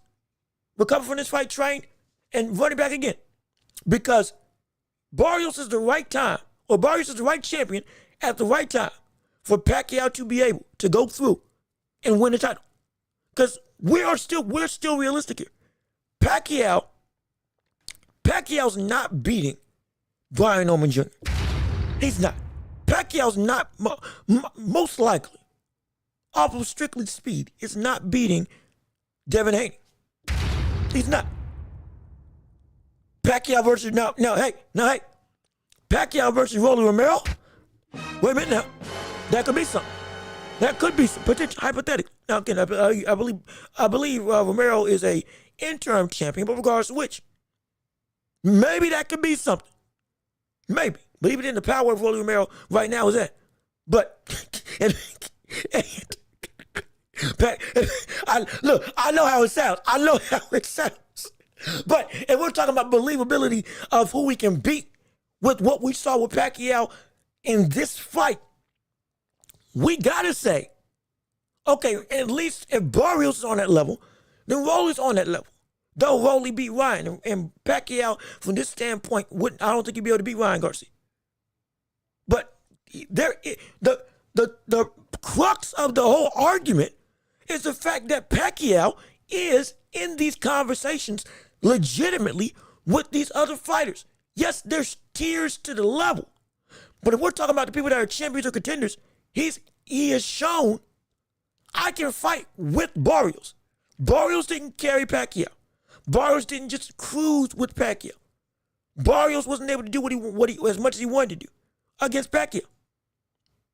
There is something there that Pacquiao can actually do to beat Barrios. And it might just be a more aggressive style, like he said. Because mind you, there was some instances in laws in the action that Pacquiao was losing due to the fact that he wasn't throwing. And allowing Barrios to go and attack first, to use that long jab first without him having anything to react to coming back at him for laws in time is what helped to give Pacquiao edges in rounds. Absolutely. It's part of the reason why the jab was able to be so effective with Barrios, not just because he was using it, but because of the fact that to some degree, Pacquiao wasn't active enough to mitigate how easy that jab can come out. Or rather, how much time you got for that jab to come about. How unanswered that jab comes out when it comes to anything coming back at him. But when he was actually attacking first, when he was closing the distance, when he was looking to use angles like Pacquiao only does and come forward, all of a sudden that jab wasn't as accurate. The punches were starting to get tagged and countered with by Pacquiao. Pacquiao was intercepting Barrios when Barrios was throwing his jab. There's something there. There was something there of a game plan that, hey, brother, you just weren't aggressive enough to implement it to get you a victory. Because when you were aggressive, you were winning the round. When you were aggressive, you were landing to the body and to the head. When you were aggressive in Pacquiao, you were tagging Barrios. And again, if this was, like I said on the stream, if this was Pacquiao versus Thurman, if this was Pacquiao versus Broner, if this was any Pacquiao before Ugas, dare I say, even with the fight that Pacquiao was in against Ugas, those versions of Pacquiao, at least the Keith Thurman version, at least the Adrian Broner version, they would have beaten Barrios. They would have beaten Barrios. They would have beaten. I promise you they would have beaten. And now, yes, he's 46. Yes, he is older. But there is something that gave not just people hope, but people an actual foundation to stand on with the performance. But a Pacquiao, he can't beat everybody. He can't. I'm not saying he can beat everybody, but he can beat Barrios. He can beat. I'm telling you, he can beat Barrios. He can do it. He can beat him. Give him a full training camp. Let him get in better shape. Let him get his stamina back up. Because that's one thing that wasn't the amount of offense that we normally see with Pacquiao would have cleared normally what we see with Barrios in this fight. It would have normally. But it seemed like he was holding himself back at times and not going as fervently offensively because he was trying to contain himself to be able to last for the 12. But we can get his stamina better than what he had now. This brother, I picked Pacquiao out of hope the first time around. When we were predicting this fight, when we talked about this fight, I picked Pacquiao out of hope. Part of the reason why I became a boxing fan was because of watching Pacquiao. Yes, Joe, as I've said before, Joe Frazier was the man who got me into boxing. Him versus Ali. And would play Fight Night Round 2 all the time. We'll go through and then again, as the years gone on, loved the sport, but didn't really understand it. I just knew I liked fighting. Then I got to see Pacquiao Mayweather first big fight. All of a sudden, that helped elevate it even more. They kept on tracking Pacquiao throughout his career. Losses with Timothy Bradley got me hot when we were on vacation. I was living. I was about to every restaurant when I found it. I was young. I was young when that happened. I was young when Timothy Bradley robbed Pacquiao of a win. And we were in a restaurant. We were in a restaurant on vacation. I think it was in like Florida. And I was living. I was hot. I was hot. I was looking at the screen. I was talking throughout the whole restaurant. It was insane. But Pacquiao was one of the fixtures to help me get into it. Help further bolster my love of it. Then in college, I got to see him fight against Adrian Broner. College roommates, we all paid for it. I had a friend who was a boxer. I had a friend who was a boxing fan. Paid for the thing. Paid him back years later. Finally paid him back. But went through, watched him beat Adrian Broner against all odds. Then beat Keith Thurman a couple years later against all odds. Because of the nostalgia, I picked Pacquiao to win. Because I said, man, if he can do it, if he can indeed recover his legs and his mobility, he's there to shot. But it's more so off of hope and a prayer. It's not off of a hope and a prayer anymore. I'm gonna tell you this right now. It's not off of a hope and a prayer. We can put that to rest. We can put that to rest. In fact, where's my stuff? Where's my stuff? I'm gonna tell you what this is. But if you want to understand this, this is no longer a bill of hope, a bill of a wish on a star. We're looking at a legitimate situation that we can see Manny Pacquiao. If he rematches against Barrios, he's beaten. He's beaten. Because he might just be able to be better than this one fighter. He might be able to be better than this one fighter. He might be able to. Because I don't see where Barrios is going to be. Again, the game plan that Barrios implemented is the best game plan that Barrios could have gotten. No question. But does he grow from that? Has he grown in the past couple years since he's been champion, since his last 2 or 3 fights? Has he showed that he's better? Again, going up against Ramos turned to a knockdown, drag-out brawl. Again, great fight. Knocked him out. Showed he was dangerous, but got knocked down as well. But the improvement wasn't really there to say, okay, yeah, this is just Barrios that we know. Great win, but still, it is the Barrios that we know. Still on the lower totem pole of the championship holders at this division. And now with this fight with Pacquiao, fighting up to Barrios' level, Pacquiao can be better than this. You're doggone right he can be better than this. You better believe you better believe Pacquiao can be better than this. You better believe Pacquiao can use more flurries. You better believe Pacquiao can go through and be more aggressive offensively. You better believe that Pacquiao can come up and genuinely turn this into a fight where now he is overwhelming Barrios with his pressure and explosive ability that he has now shown can work against Barrios, and he still got to some degree. if we see Pacquiao be able to make his body even more in shape and fit, stylistically, Pacquiao's got a formula to beat him. It's still risky, but he can beat him. And with better time, better training, and shoot, dare I say, an even more put together Pacquiao, he can beat Boris. He can beat, oh, absolutely he can beat. And I hope so. I do hope so. And I'm all for the rematch. I can't wait for the rematch. This went from hope to belief. This went from belief to reality. This man he ain't done. And lo and behold, the brother's saying that he ain't like more than just he ain't done, but he's back. Like legit, he's back. He actually said he's back in boxing.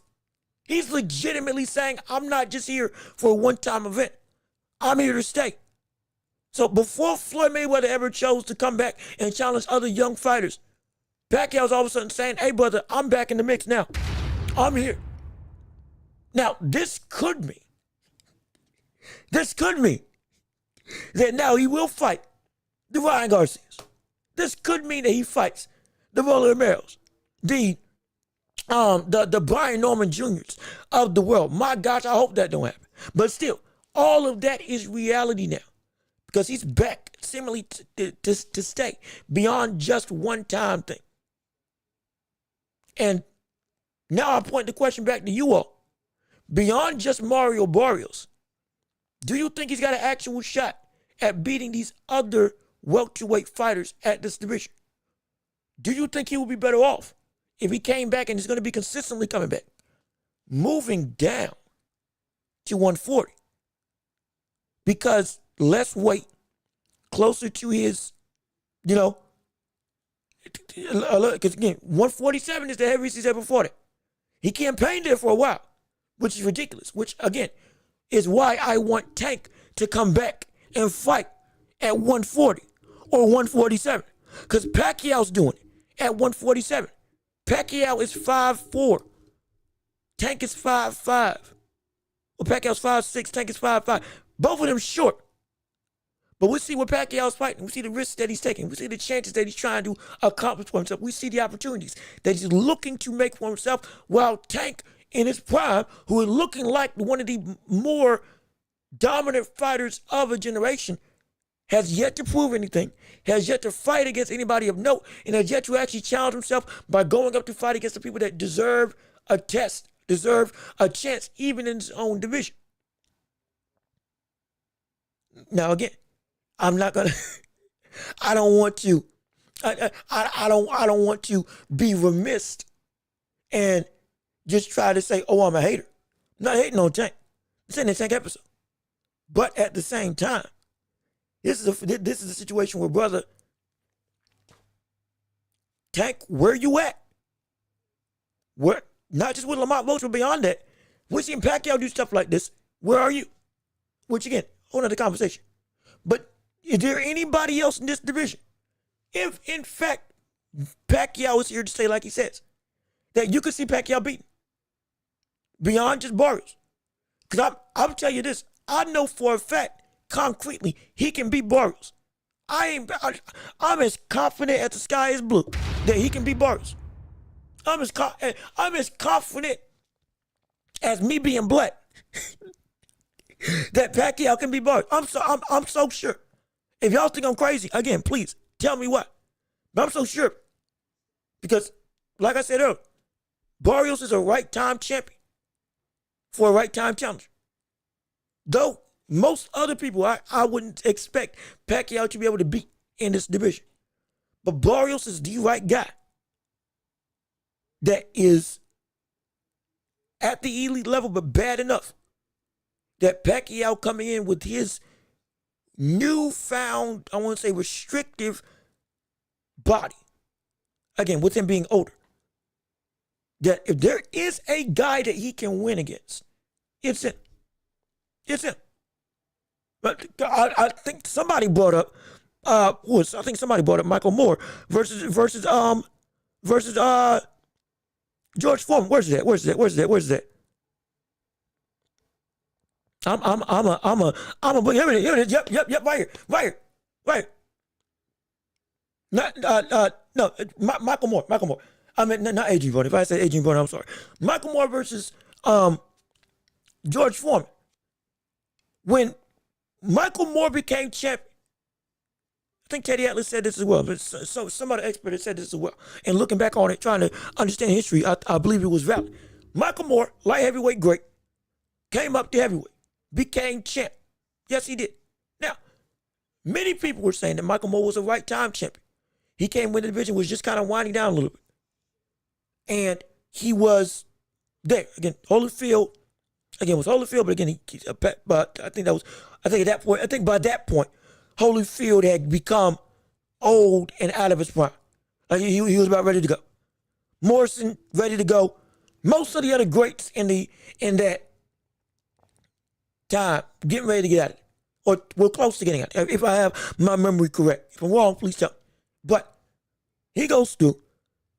George Foreman comes back. About, how long was it, 2 or 3 years? He was doing journeyman fights, fought against Holyfield, lost, gave him some great work, great war, but Holyfield beats him. Fights Tommy Morrison. Tommy Morrison beats him again. Good fight, but he couldn't get there. Michael Moore was going to be his last shot to become champion. But Michael Moore, of the champions at that point in time, was touted as the weakest of the bunch, though a still real threat to beat George Foreman. Because Foreman, again, at that point in time was 45, was older, was, had changed his style absolutely to be effective. Cross guard, more plotting and walking forward, all that stuff. Love it. But still, it was seen that Michael Moore was just a better fighter. And it's at this stage in Michael Moore's career against George Foreman, it should be that Moore can take it. Should be. But then then Foreman knocks him out. 1-2 down the pipe, set him up. 1-2 again, that breaks the guard, hits him right on the chin, goes down, completely goes to sleep. Tries to get up but couldn't. Looking all around. Almost like he was looking up at the cameras. Mouthpiece out and all. Almost like, I don't want to get up. That's what he looked like. But he was scrambled. Scrambled. Again, similar to that fight with Dubois, but scrambled. And George Foreman makes history. That's what happened there. This is one of those situations where Barrios as a champion is bad enough that while we don't see Pacquiao being able to have success against the elites of the division, we get that. There's one man that he can beat that we're like, yeah, if there was any shot at actually getting and making history, this would be the time. This would be the time. If he was able to do it. And it would be against Barrios. So I say run that fight back. I say make it happen. I say this fight was a draw. Genuinely, it was a draw. Going back and looking at it. And that it should be that he comes back. If they make this fight next year, I'm paying for it. Oh yeah, you doggone right. Oh, you doggone right. We're watching that fight. We're watching that fight if that happens. And so I'm saying, let me see. The disrespect for Barrios is amazing. Well, like it's not disrespect per se. It's reality. I mean, amongst the champions right now, we have all understood that Barrios is the weakest champion of all of them. He's still a champion. I'm not diminishing that. But again, outside of Ramos, the last couple fights that he's been in as champ have not been great. His production and performance, his improvement with him still being young, has not been to the point that, yeah, he is so far and away separate from everybody else as what his title should represent. It's just not true. It's just not true. Like, that's not me trying to be mean. That's the reality of the situation. And because think about it. You know what? I'll name him right now. Give me 1 second. I will go and name the top fighters at 147 right now. I'll go name. I will go name the top fighters at 147 right now. And if I'm wrong, in how we're viewing Barrios. Please tell me which name would be wrong. Because right now, you got, Jerron Anderson's gone. So he's not there no more. So boom, that's out the question. We got Brian Norman Jr. We got Abel Ramos. We got Staniotis. We got Stanlini. And then coming up from 140 to 147, which now is completely 147. We got Teofimo Lopez. We got Devin Haney. And then we have Ryan Garcia. We got Rolly Romero. Now, among all those names that we named, you couldn't tell me that Barrios is either in the middle of the pack as a talent or more closer to the bottom of the pack as a talent. Not because he is bad, but because at this point in time, there are people that are better than him in this division. And even more so than that, Pacquiao fought him to a draw. In my opinion, genuinely. Not out of a fluke. Not out of a circumstance of, oh, you just gave too many rounds to a brother just off of the legacy. Genuinely, I feel he fought him to a draw. Going back and looking at the fight. If you got a 7-5 Barrios, I completely understand. 7-5 Pacquiao, I completely understand. I'm not denying that Barrios couldn't have won or Pacquiao couldn't have won. But if he fought him to a draw, minimum, he fought him to a draw. At best or at worst, he lost. But at minimum, he fought him to a draw. That tells you where Pacquiao's at now with Barrios. And if you're right there and we're saying Barrios for the past couple fights, you have stayed the same. And Pacquiao, there is a real opportunity that Pacquiao can elevate his game better than he did the first fight. All that tells me is that, hey, brother, this ain't disrespect. This is something that we're witnessing, that this brother can really go through and beat him if they fought again. Pacquiao may not be able to beat everybody, but he can beat him. I strongly believe he can beat him. But let me see. What if Barrios stops showing so much respect and he really puts his foot on the gas in the rematch? I hope so. I would hope so. I thought that's what was gonna happen the first fight. I thought that's what was gonna happen the first time around. But apparently it didn't. Yeah. If it does happen, great. But at the same point in time also, if he does do that, it might not work the same next time around. Because Pacquiao could be better conditioned than this to be able to match him in the output in volume. Genuine. If we see the Pacquiao next fight, if they do rematch each other, is in better condition, is in better shape, has more spring to his step, is actually able to get his rhythm together like he said he didn't have in his last fight, because everything was just off. He gets that on like he did in round 9, but that's for the entirety of a fight. I'm concerned for Barrios. I can't lie. I'm concerned for Barrios. It should be that, yeah, he should be able to just walk through him. But he couldn't. Even when he tried to put his foot on the gas in this fight, he still didn't.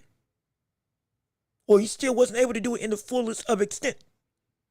So there's just something there with Pacquiao in this whole environment of an atmosphere. I'm telling you, it's something serious.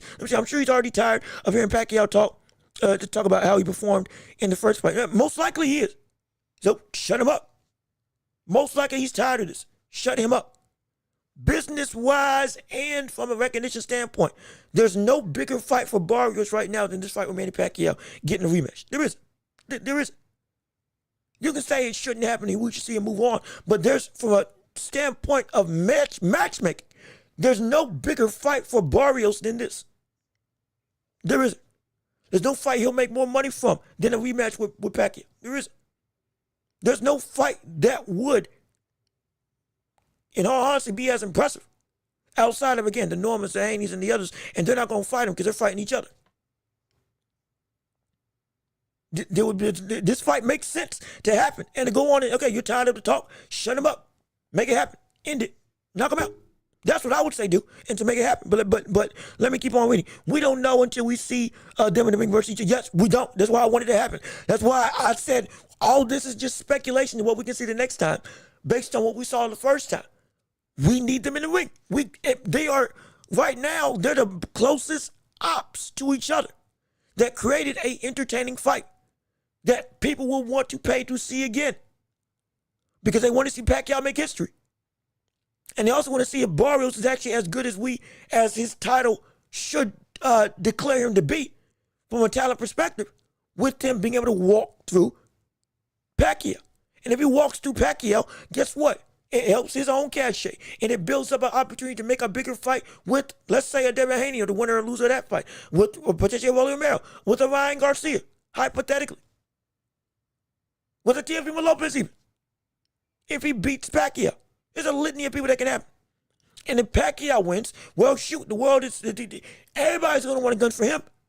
Because then Pacquiao would be seen as the weakest champion in the division with the biggest name out of anybody in this division right now. Mind you, Pacquiao's name is still bigger than almost everybody else in the sport. Did you see what the MGM Grand looked like with him and Barrios? Brother, it felt like it was early 2002. It felt like it felt ridiculous. It felt like Pacquiao versus Oscar De La Hoya. It felt like Ricky Hatton versus, it felt like, not Ricky Hatton, it felt like Pacquiao versus, not Maidana, what's his name? Juan Manuel Marquez. 1, 2, or 3, or 4. It felt like that. But Pacquiao was trending on Twitter and social media for over a day and a half. He drove this sport. And he only came back one time. He's a part-timer. Now trying to come into full-time. You would be a fool not to want to fight.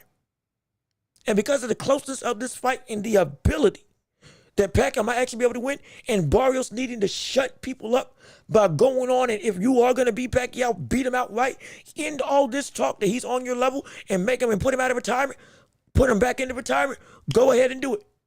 Because right now, you got questions that ain't, on Barrios' end, you got questions that need to be answered. And on Pacquiao's end, you got questions that you are building the answer to. We want to see what's going to happen. Make the fight. Point blank period, make the fight. Because I would love it. I would love to see it. No question about it. But I think, let me make sure, is that everything? As we keep on going, again, now we're going into the other sports topics of the night, as we have, again, had a plethora of fights happening over the weekend, like with Bam Rodriguez knocking out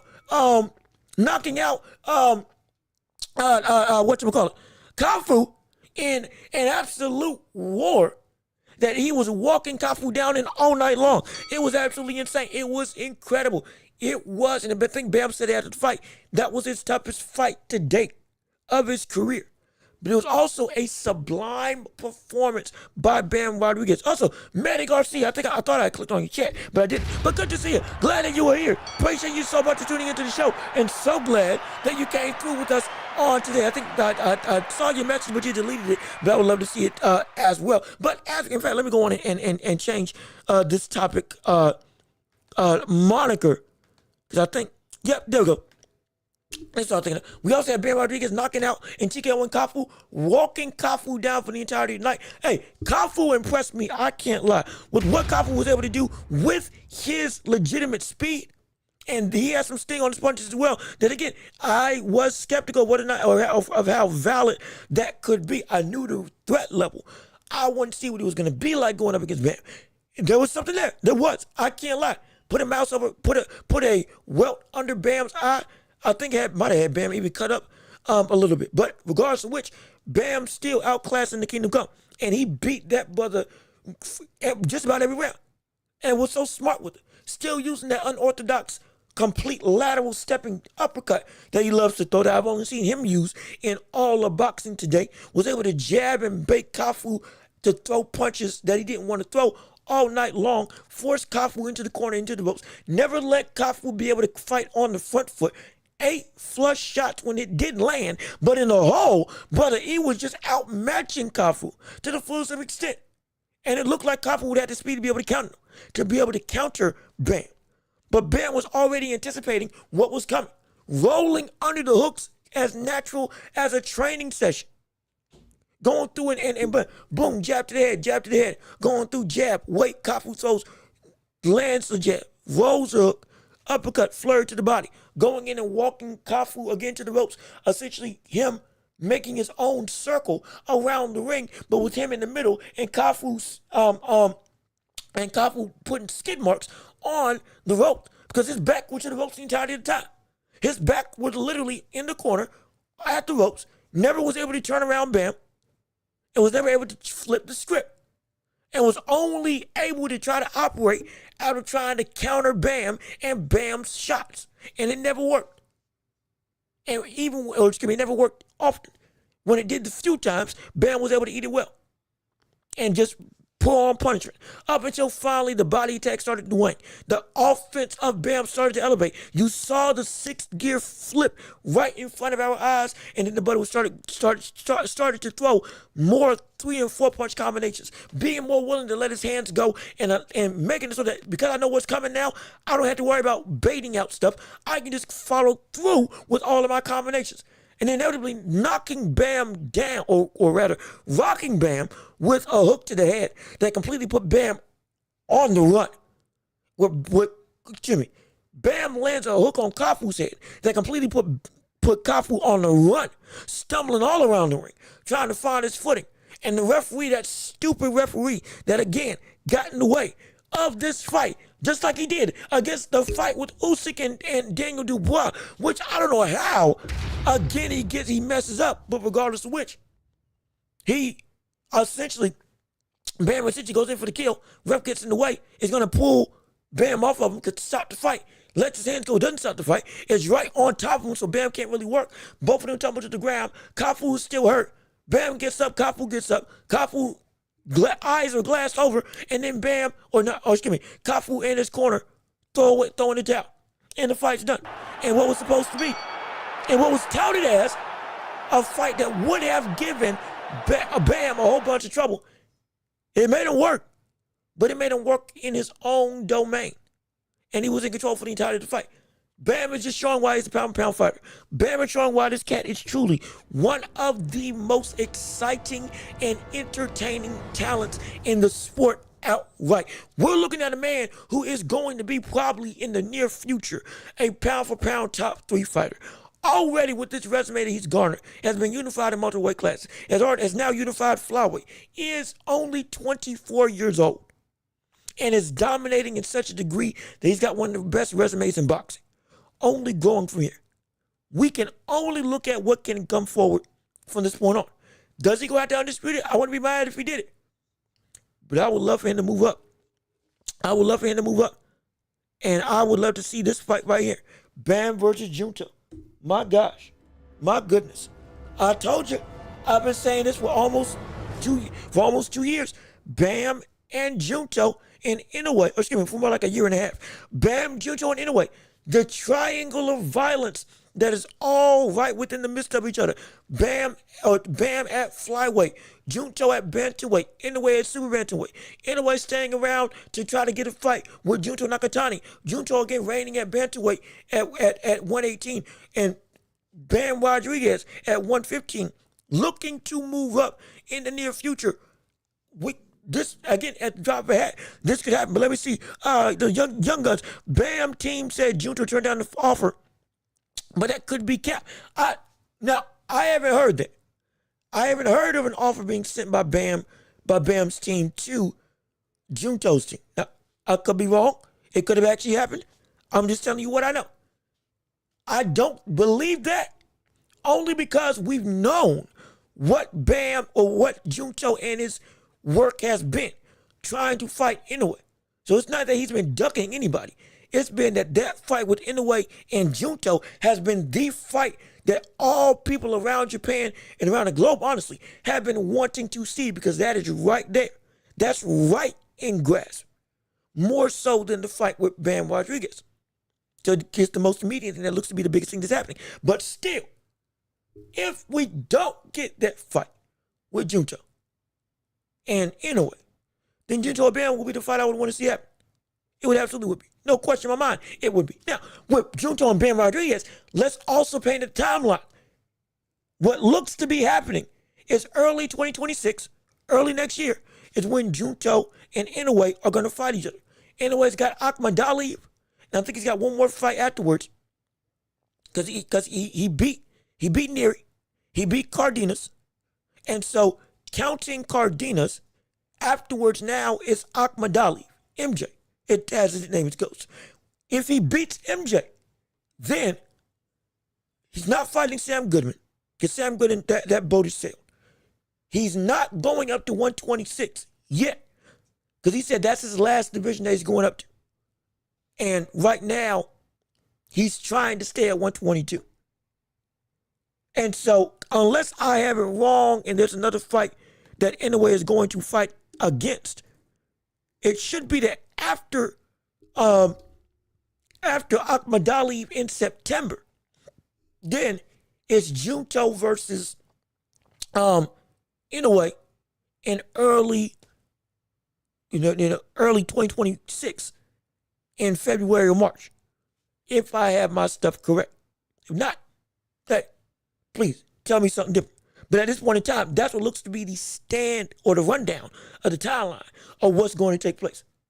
That's what we're waiting on. But if Bam did say something to Junto, hey, I wouldn't be mad if I saw that fight now. I wouldn't. More than anything, I would love to see Bam move up to 118 first, get a fight in, then fight Junto Nakatani. Because I'm telling you, that 3-pound weight difference, it can be a doozy. It can be something serious. It can be something scary for a lot of people. It might only be 3 pounds, brother. That's something serious. That is something serious. A 1-pound baby versus a 3-pound baby, that's the difference. 1 pound of pressure versus 3 pounds of pressure, that's the difference. The power and the, again, what might not seem like much, but the power and the actual dexterity of fighters gets elevated. Though it's only a couple pounds difference, it can be something that can give Bam some trouble, hypothetically. Not saying it's going to be concrete, but with the talent that Bam is, he should be fine with it. Should be A-okay with it. But at the same time, it needs to happen. I need to witness it. If he doesn't go out there undisputed. Because if he stays at flyweight, becomes undisputed. Because again, he's already beaten Estrada. He's already beaten Sonny Edwards. He's already ran through most of the best people at the division. The only other people that I can see at 115, I believe it's 115. No, excuse me, 112. I'm sorry. At 112, I do apologize. At 112 is shoot. Probably wait. Do I got the weight class wrong? Do I have the weight class wrong? Bam fights it. Is it? He fights at flyweight, right? Hold on. Wait. Let me make sure. Hold on. Do I got my weight class? Do I have my weight classes right? Hold on a minute. Excuse me. Technical difficulty. Not trying to hold stuff up.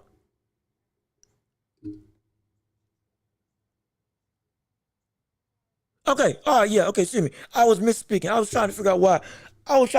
Something didn't sound right. Super flyweight. My bad. My apologies. 115. Super flyweight. Junior bantamweight. But we're going to, for the sake of argument, super flyweight. At super flyweight, he's beaten a litany of already known and established greats. Unless he got Fernando Martinez. He got Aikawa from Japan that he can fight. It's not that he doesn't have names, but it's so much that he's already just dominated that it's hard for me to say that he won't run roughshod through this division, at least for me, in my humble estimation. But regardless of which, I want to see that fight. I want to see it. And it's soon. It can be close. It can be incredibly close. And if we do see that talks with Inoue and Junto start going awry, get ready. Get ready. Get ready and be prepared. Because I promise you, Junto thinks he will destroy Bam Rodriguez. I guarantee you. I promise you that. Junto's going to think that he will destroy Bam Rodriguez in that fight. But trust and believe, that fight would be an all-time classic. And I can't wait to see, absolutely. No question about it. But again, now, for the second time, and we ain't wasting time, we're going to go into the championship rounds right now. While we still got to get Tim Su that we can discuss, while we still got fights like with Eastside Cruz and others that have another weekend, we are going into the championship rounds. So, ladies and gentlemen, it's time to make the show your own. And it's time to give it up for the championship rounds and let your voice be heard. That's right. Ladies and gentlemen, whatever you want to discuss in the world of boxing and beyond, I want to hear from you. Whatever your questions, your comments, your debates, your concerns, you all drive the show. You all drive the conversation. You all dictate the pace of everything that comes on with the show today. And y'all make the show your own by voicing whatever questions, debates on whatever topic you want to discuss, boxing and beyond, that you feel you want my opinion on. I'm here for it. I'm here to be with you, and I'm here to talk about it with you, absolutely. And if you are still enjoying the show, please leave a like on the stream. Go ahead, get the likes up on the stream so that the algorithm can see we popping right here on this show so that the world can witness exactly what we bring to the table. And also be sure to subscribe if you haven't already. This is a great empire. It's a phenomenal show. It's a great community. We love talking about fights, love talking about the sport, love seeing your opinion, and we love vouching and discussing the world of boxing and beyond. And so if you like that too and you want some entertainment in your day, come through, come subscribe. Hit the notification bell so you know whenever we discuss or whenever we post right here on this show. Also, be sure to share the show with everybody you can so we can keep on building up this empire together and keep on making the community shine and flourish and grow with you all on today's show. And also, if you want to give and support the show, we have Cash App, we have PayPal, links in the description. I don't like plugging it, but I got to make some money somehow while we're waiting on monetization to come through. So, if you would, make it happen. Send some dough. Send some cash if you can. Helps to support the show and helps to build this community better. Helps us invest back into the show for better lighting, better stuff, better equipment, better visuals. All this stuff that you see now, we can improve it with your support. And hey, it's my job. So I would love it if we can make it worth your while. If we can make it worthwhile, this would be the thing I would love to do. So absolutely. So if you can give anything will be applicable. Links in the description, stuff on the screen. If you can support, would mean the world to me. I do appreciate so much. But again, it's the championship rounds. Let's get it on the popping. Let me see your questions. What you have to say on today for this show. I think some people asked some questions earlier on that I can scroll back up. Manny can beat Jake Paul if Jake comes down to his weight. Well, that's not happening. Thank goodness that's not happening. Thank the Lord that ain't happening. I'm sick of Jake Paul. I'm tired of it. He ain't never. The only person he's coming down to fight would be Tank. And that fight would be coming down to 190. Mind you, the only person that he's now in serious talks with fighting is Anthony Joshua. That's the only buddy. The only buddy he's looking to actually fight is Anthony Joshua. In terms of what Pacquiao ROBBED now confirming that that's a legitimate thing. Now, will he pull out the fight? I don't know. Will he actually fight? I have no clue. Will he beat him? No question he won't. Thank God he won't. Hey, look at this. We got some problems He here. won't beat him. We got some problems. Jake Paul's gonna get destroyed. You about to see a worse fight than you saw with. You about to see a worse knockout than you saw with Francis Ngannou. You about to see that. You about to see Jake Paul be put in a comatose state. You about to see Jake Paul be put in such a world of hurt that he will never want to fight again. You're about to see Jake Paul be put in. If this fight goes through with Jake Paul versus Anthony Joshua, you're about to see Jake Paul be put in such a diabolical situation. He will retire on the spot. There's no get back. There's no coming back. He'll say, I'm done. Because once he gets knocked out like everybody wants him to get knocked out, he ain't going to fight again. He won't. The timeline with Jake Paul, the biggest thing is fight Canelo, fight Tank, lose, get out with the money. But this is not either of them. This is somebody that's on his weight class, in his age gap, and has been fighting as long as he's been fighting, who is still, while on the decline, well out of his prime as a best boxer. He's still a contender in the heavyweight division that clears and eclipses any talent you've ever faced in your career thus far. If you beat him, as Turkey said, yeah, you deserve to be ranked. You deserve to be in a position to get a title. But if you lose to him, you're done. Nobody's going to care. Nobody would care. Because you fought somebody with youth, with experience, who's been at the mountaintop, who is a better fighter than you, and you got beat. So that this train is over. I guarantee you the train's over. I'll be surprised if he doesn't pull out. But again, that's a whole other conversation. But let me keep on reading what you all had to say. Superman movie review. I have not seen it yet. I'm sorry. I haven't seen it yet. I know. I haven't gotten to see it yet. I haven't gotten the time to be able to witness it yet. The only tickets I've been able to make time for to buy is Fantastic Four. So I'm gonna see that movie. But I haven't gotten to be able to set aside a date to watch the Superman film. But I'm gonna tell you this right now. From what I can tell, they finally did Superman comic book justice by making his character legitimately like Superman. Fun, lovable, just a goody two-shoes. That is just, I do good just because it's a good thing to do. I want to help people. Point blank period. I want to go and save the day just because it's good to save the day. Thank gosh they went down that road. And apparently it's doing wonders for the public. This is what they've yearned to see from Superman. Just Superman being Superman. It's great. He can be corny. He makes quips. He makes jokes. He saves a cat or a squirrel, whatever animal, just because he's got a dog that he loves. And it's like, it's still got the weight of, yeah, I gotta save the day. But it's Superman saving the day. Not brooding, not some, he isn't portrayed as a god amongst men, seemingly. He's portrayed as, yeah, he's a superhero, but he wants to be a hero to us because he likes Earth. He likes the people. He stands for truth, justice. I can't say the American way because, brother, right now the American way is in the dirt, but still, he represents everything that we wanted that S symbol to be a part of. The red and yellow colors now are vibrant. They're bright. And the persona behind the colors matches that. Hope, happiness, joy, wanting to be better, to follow his example. He can do all this stuff, but he's still just like you and me. That type of stuff. It's great. Again, based on what I know with the reviews, based on what I know with the trailers, seemingly, this is Superman done right. And thank gosh. Thank goodness. It's like that. And again, Henry Cavill could have done this same thing. Henry Cavill was a phenomenal Superman, just written poorly. In terms of as a Superman, written in a way that was not what Superman actually embodies. He could have been in this role too. But again, DC just messed him up, which is insane. And they should have brought him back. The brothers doing it now is great. Don't get me wrong. But they should have brought him back like they initially said they were going to. Before all of a sudden saying, ooh, this ain't the road. They did him over. Did him over in the worst way possible. And I hate it. I despise it for him. I hate that that's what happened to him. Hopefully they bring him back in another capacity with this whole franchise.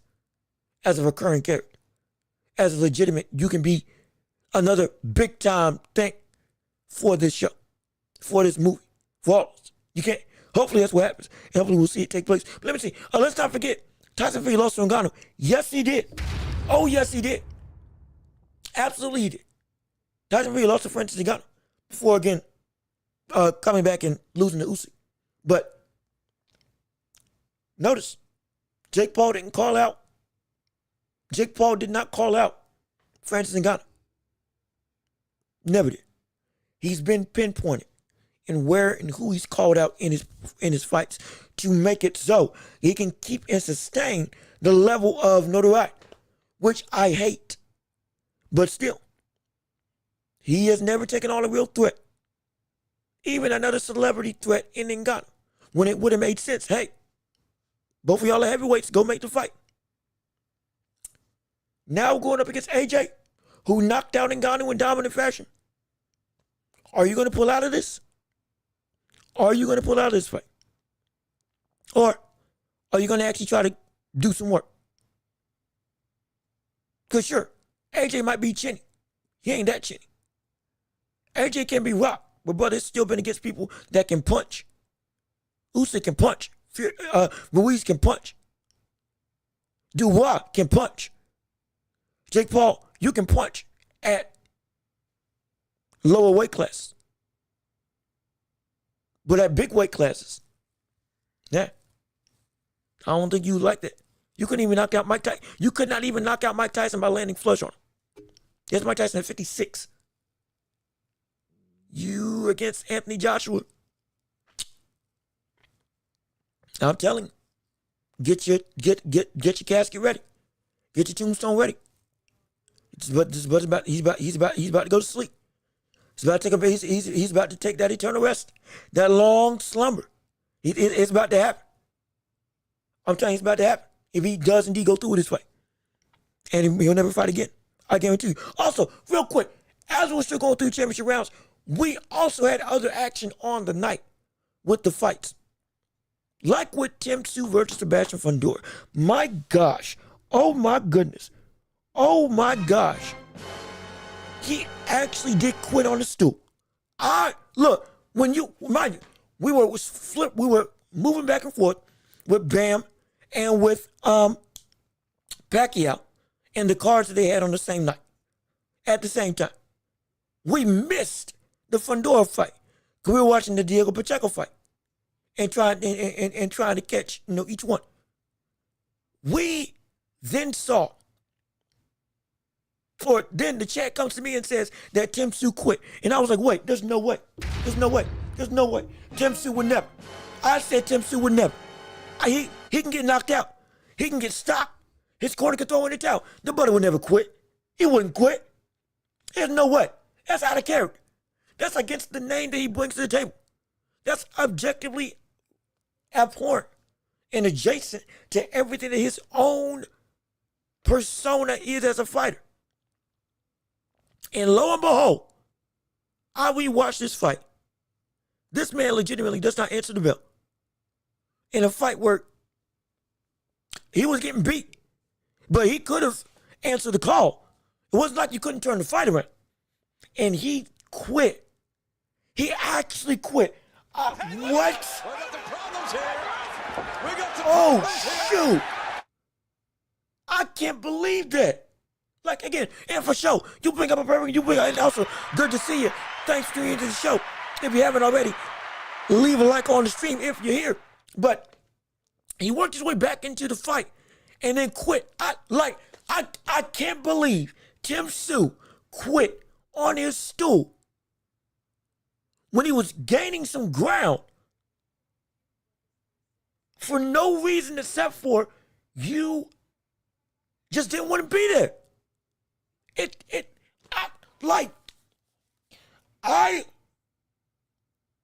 I was so shook up when cause again, I watched that fight afterwards, after we did the live stream because I wasn't able to watch it live. I was expecting Tim Tszyu to knock out Fundora. I said Tim Tszyu's got the formula, he's got the speed, he's got the power. He was winning the fight before the cut on Fundora that couldn't make him see. And then the buddy gets knocked down and was getting pieced up, genuinely. But was making some ground back and then just says, I'm done. Where does he go? Where does he go? Where in the world does he go? And let me see, even AJ St. Francis, don't quit boxing. Nah, and again, quick side note. Again, we're talking about Fundora versus Tszyu. But quick side note, if Ngannou was able to train in boxing for his entire life, rather than the UFC, he would have been a champion today. He would have been a champion today. He, unapologetically, I say, he would have been a champion today if he had started boxing as his main bread and butter. He would have. He picked up the sport incredibly quick. Again, he got knocked out because, again, it's Anthony Joshua. And it's going up against people that are trained. But to do this against even a not trained Fury as a legitimate fight, like hey, There's something that I wish he had stayed in the sport from the jump. From the jump, I wish he had. Because he would have been great. He would have been great. But let me see. He was getting whooped. Then he was getting whooped in the last few rounds, was cracking Fundora, and Fundora started slowing down, and he just quit. Like, Fundora was losing steam. Fundora was getting ready to be put in the same position that he was put in the early rounds with that fight with Tim Tszyu in their first go-round. Because it was the first go-round that Tim Tszyu was starting to crack Fundora early. And then Fundora made gains later on. This time, complete opposite. And Fundora was starting to get caught. He was starting to get tagged. Output getting slower. The unabashed offense was no longer just completely without restraint. There was some pushback now by Tim Tszyu. And Tim Tszyu, in the middle of that, just said, I'm done. He just said, I'm done. Why? Why? Even the commentators was like, hey man, you got to live to fight another day. And it's like, this wasn't that. This wasn't that. It was a fight.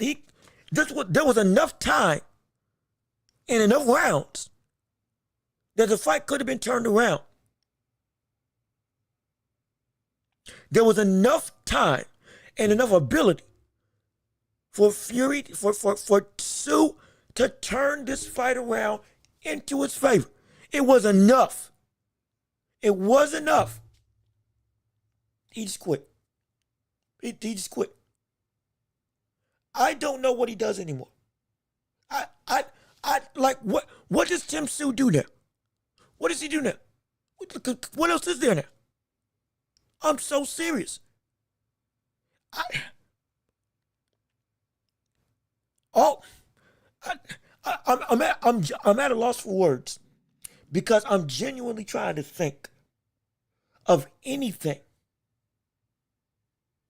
that I can see with Tim Tszyu going forward to gain not just momentum, but to get back to this mountaintop. Because he got knocked out by Pacquiao, fine. He got beat by Tim Tszyu, fine. Went through trying to get himself back, and now he is at this, you can almost call it pitiful circumstance. I don't see him beating anybody now. I don't see him beating a soul now.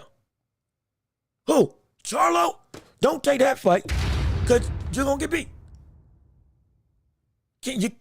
I can't see Tim Tszyu beating Charlo because he gets beat. I can't see Tim Tszyu beating Pacquiao in a rematch. He gets knocked out. I can't see Tim Tszyu beating, dare I say, anybody. I can't see him beating anybody. After this, I can't see him beating anybody. With this being what he does, he ain't beating Fundora, Pacquiao, Terrence Crawford, Virgil Ortiz, Boachuk. I dare say he ain't beating Madrimov. I dare say he's not beating Madrimov. And Xander Zayas, who also just now was in the top 10 of the division, who is fighting this weekend, actually. I don't think he beats him. There's almost nobody in that top 10. There's almost nobody in that top 10 that I see him beat. Almost none. It's one of the most insane falls from grace I've ever seen. From where he was and what he was turning into. Because it makes no sense. It doesn't. Because he had everything. He had it all. He seemed like he had his mojo back. He got his rhythm back. He got his confidence back. I thought he had gotten over the cut on the top of the head. But my gosh, I'm almost mad. And again, maybe stuff needs to come out more. Maybe there's more information on what happened. Maybe he was experiencing something going on with his eyes. Maybe something going on. You know, he was Too fatigued. Maybe it's a Teofimo Lopez situation. We had something going on with his health, like physically. That was like, if I don't stop, something's wrong with me internally. And I gotta stop. I don't know if it was that situation. All I know is this man, whatever status he had, just plummeted to earth. Just dropped. Just dropped. It just dropped. The stock in Tim Tszyu now is completely gone. Now, I will say, Turkey Al Sheikh put out a tweet talking about this fight and talking about how he felt with Tim Tszyu and discussing him not being he ain't nothing. I told y'all he's not worth being on Riyadh cards. I told you all he's not worth being a part of what we're doing right here with our boxing events. That was too far. That was problematic. That was wrong. I'll say that. That was wrong. Because it ain't like Tim Tszyu wasn't somebody who we had seen and experienced as he brings you countless entertaining fights. He's never somebody that ducks smoke. He's never somebody that goes through and robs the fans. It's never that. It's always an exciting venture. It's just that you don't punch a man while he's down when it's been a situation where it's never been that he goes through and robs the public. Now, this situation is unique. It's concerning. It is detrimental. I'll say that. It is not something I ever wanted to happen. It's not something I never thought I would see when Tim Tszyu was in a conversation of him quitting on his stool with seemingly with momentum going his way. But it's like, that's too harsh. And it's outright wrong. Again, for me, it's outright wrong. But at the same time, Tim Tszyu's levels as a fighter dropped immensely. It has dropped immensely from what it was. He's going to have to work to get that stock back up. I promise you that. I guarantee you that. No question about it. Let me keep on reading. Let me see. Salute to Ozzy. What happened to Ozzy Osbourne? Is he dead? Did he die? Wait, is he dead? Wait, hold on. Wait a minute now. We just had another death in the We just had another death in the celebrity family with Theo from the Cosby Show drowning sadly from drowning.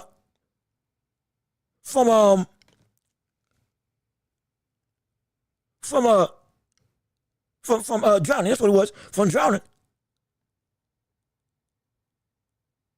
My gosh.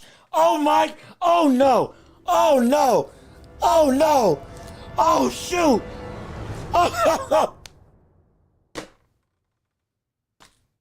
oh no. Wait.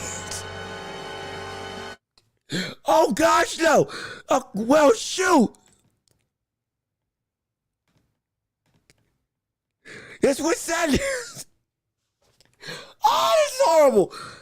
Well, it's with sadness. It's with more sadness than mere words can convey that we have to report that our beloved Ozzy Osbourne has passed away this morning. He was surrounded with his family and surrounded by love. We ask everyone to be respectful of our time and privacy.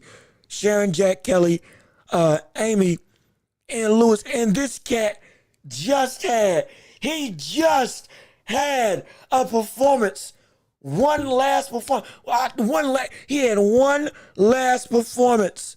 Not even a month ago. We performed one last time. I said, oh my gosh. Oh shoot. Hey, look at that. We got some problems here. We got some problems here. First it was Theo. Yesterday. First it was Theo from the Cosby Show yesterday. Mind you, he created the Magic School Bus, the show that I grew up watching when I was younger. And now, oh my gosh. Oh, that's horrible. Oh, that's so bad. That's so bad. No. Oh, no. That's heavy. Oh, shoot. Oh, my gosh. Oh, my goodness. Died at 76. What? I'm actually like, I'm in shock. I'm legit in shock. I'm sorry. I was not expecting this at all. I was shoot. My goodness. Dang, it's great day in the morning. But that is an icon. That is an icon. That is an icon gone away. Oh shoot. Rest in peace. I absolutely. To one of the pioneers and legends of rock and roll as a whole, with all the music he and his band have made over decades, literal decades of music. They put in the hearts and minds of people all across the globe, in America, over in the UK, over in Europe. Don't matter. Like I was not expecting it. Treetop, thanks for letting me know. But shoot, that took some out of me. And again, rest in peace, no question. Rest in peace to, again, one of the most influential rock and roll artists that we've ever seen grace the genre. I'm so serious. Records sold, hundreds of millions of records sold around the world. Been a literal cornerstone for the genre that many people still look up to as, hey brother, we're still building and understanding what you all built. It's insane. It's ridiculous. Oh my gosh, it's so sad. That's so sad. And again, and see, Treetop, I asked, did he die? Because every time somebody says salute to somebody, or somebody brings just a random name up, hey, can't believe this happened to XYZ. Ever since Chadwick Boseman, I'm on pins and needles. I am on pins and needles. Ever since Chadwick Boseman died, when I was in college, me and my friend were playing 2K. And I got the report, and it was like, yo, what happened to Chadwick? It's insane. It was, oh. Ever since then, I've always been like the first thing to go.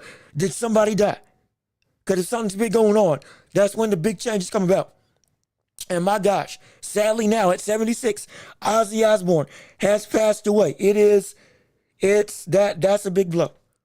That is a big blow. That's a huge blow to music as a whole. No question, man. Hey, what's going on? Hey, man, look, I'm trying to look. First Theo, then Ozzy Osbourne. Now back-to-back days, brother. I'm scared. I'm scared to go on Twitter now. I'm scared of what's coming. What's going to happen tomorrow? Shoot, the month leading into it. I'm petrified. I am legitimately perplexed. And then, shoot, time I'm gonna tell you, doggone the honey badger, he just retired 45 minutes ago. Brother, everything is changing right now. We got news in the NFL. We got news in the music world. Tyler the Creator just dropped another album 3 months after his other album. Only a couple months after his Chromacopia album. Ozzy Osbourne just sadly passed away. Honey Badger, Tyler Mateo just retired. What else is going through? Is there going to be? Shoot, let me go on social media right now. I'm scared. I'm petrified.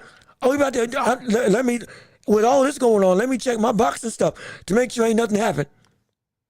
Make sure ain't nothing transpired. Good gosh, I hope.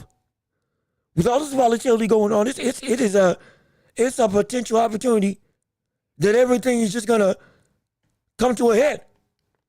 And next thing you know, Fury just says I'm done. Usyk says I'm done. Who knows what may happen after this? It's so much going on.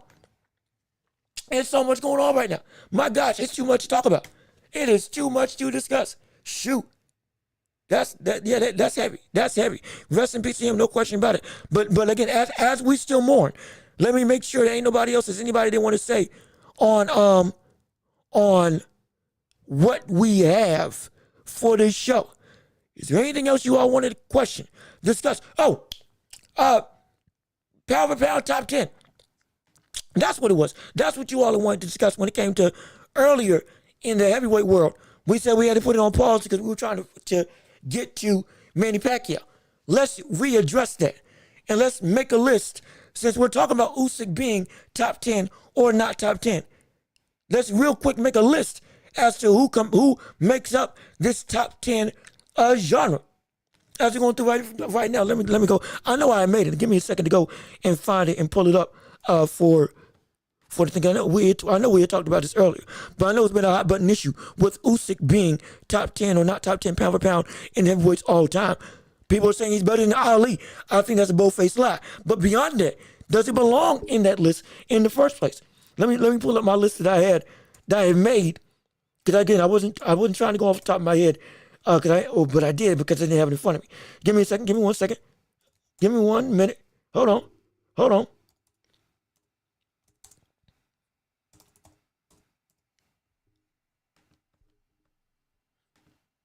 on 1 second. We're pulling it up. We're gonna readdress this GOAT conversation because it's something that does need to be further expounded on. Because right now, everybody is up in arms about it. So let me see. No, that ain't the one. Talk on it. Where is it? Where's the list? I have the list. Where's the list I had? Hold on. Wait a minute. Wait a second. Where is my list? Because if I can't find it, if I can't find my list I made, I might just have to go off the dome. Dang it, where is it? Okay, we're gonna adapt. We're gonna adapt. We're gonna adapt. We're making I can't find the list I made. That's fine. We're making it on the fly. We will make it on the fly. No question. I'm cool with that. I ain't got no problem with that. We can make the list on the fly if we need to, with some change, and you all can help discuss it. So let's go with it. Again, in no particular order. Ali, point blank period. We'll put him there as a de facto in the list. Afterwards, Joe Louis. Then Larry Holmes, Joe Frazier, George Foreman, Ali Lewis, Larry Foreman, Ali, Holmes, Lewis, Larry, Frazier. Am I reading it right? Ali, Lewis, Larry, Frazier, Foreman, Lennox,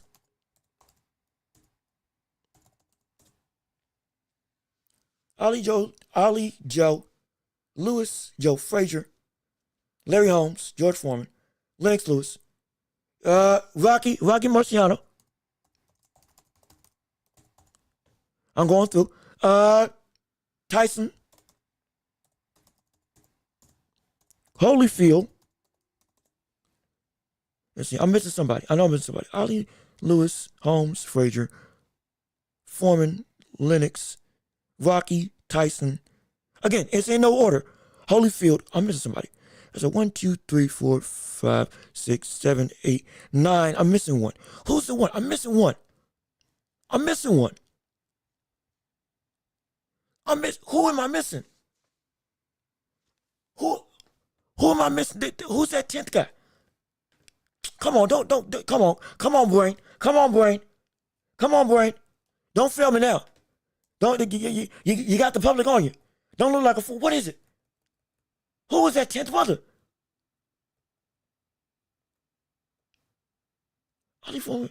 Ali Frazier, Foreman, Lewis, Rocky Marciano, Lennox Lewis. Who is that 10th guy?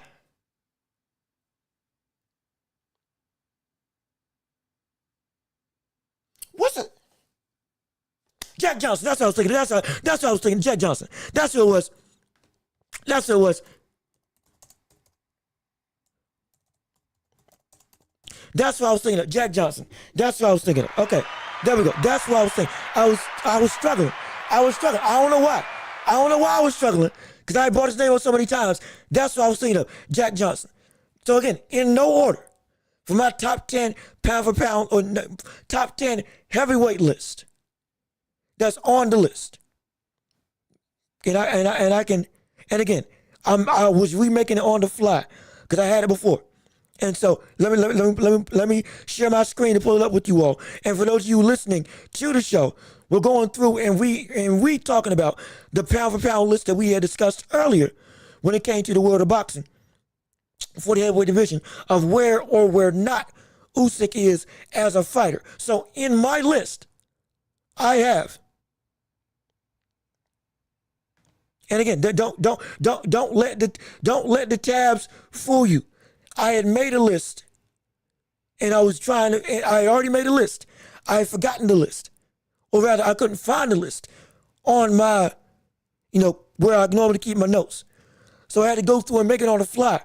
And I was using websites like The Zone to go and make sure I can pull the names. So if I was forgetting somebody, I could pull it. And so don't let this Zone tab fool you. No, I didn't just go off of that. It's my list. It's still my list. I was just trying to scroll through because I was forgetting some people. And so, but it's my list. Ali, and again, I know I spelled it wrong. I was typing it quick. I was typing fast. So please have some mercy on me. But in no order. Ali, Joe Louis, Larry Holmes, Joe Frazier, George Foreman, Lennox Lewis, Rocky Marciano, Mike Tyson, Holyfield, Jack Johnson. Those are my 10 off the top of my head that I can think of as to my rankings for pound. Usyk is 11th on that list at this point in time. Hold on, wait. Oh, let me get out of this. Oh, wait, hold on. Let me get out of this before we start doing the echoing thing. Okay, there we go.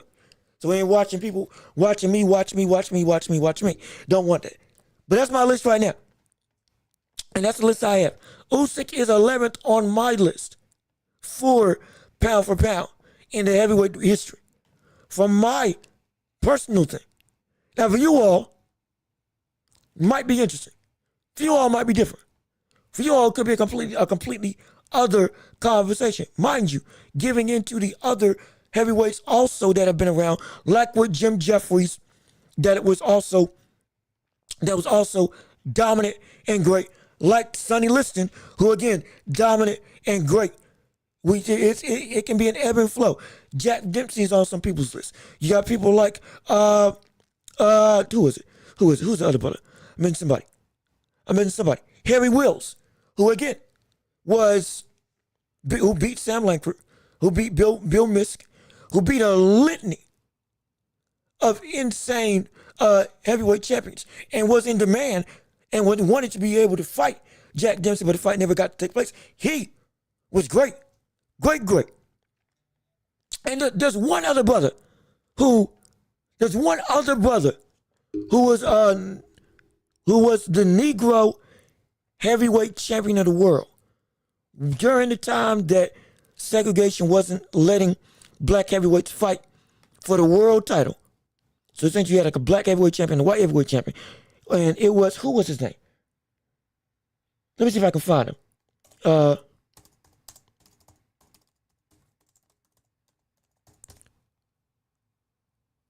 Many people say he was better than Jack Johnson.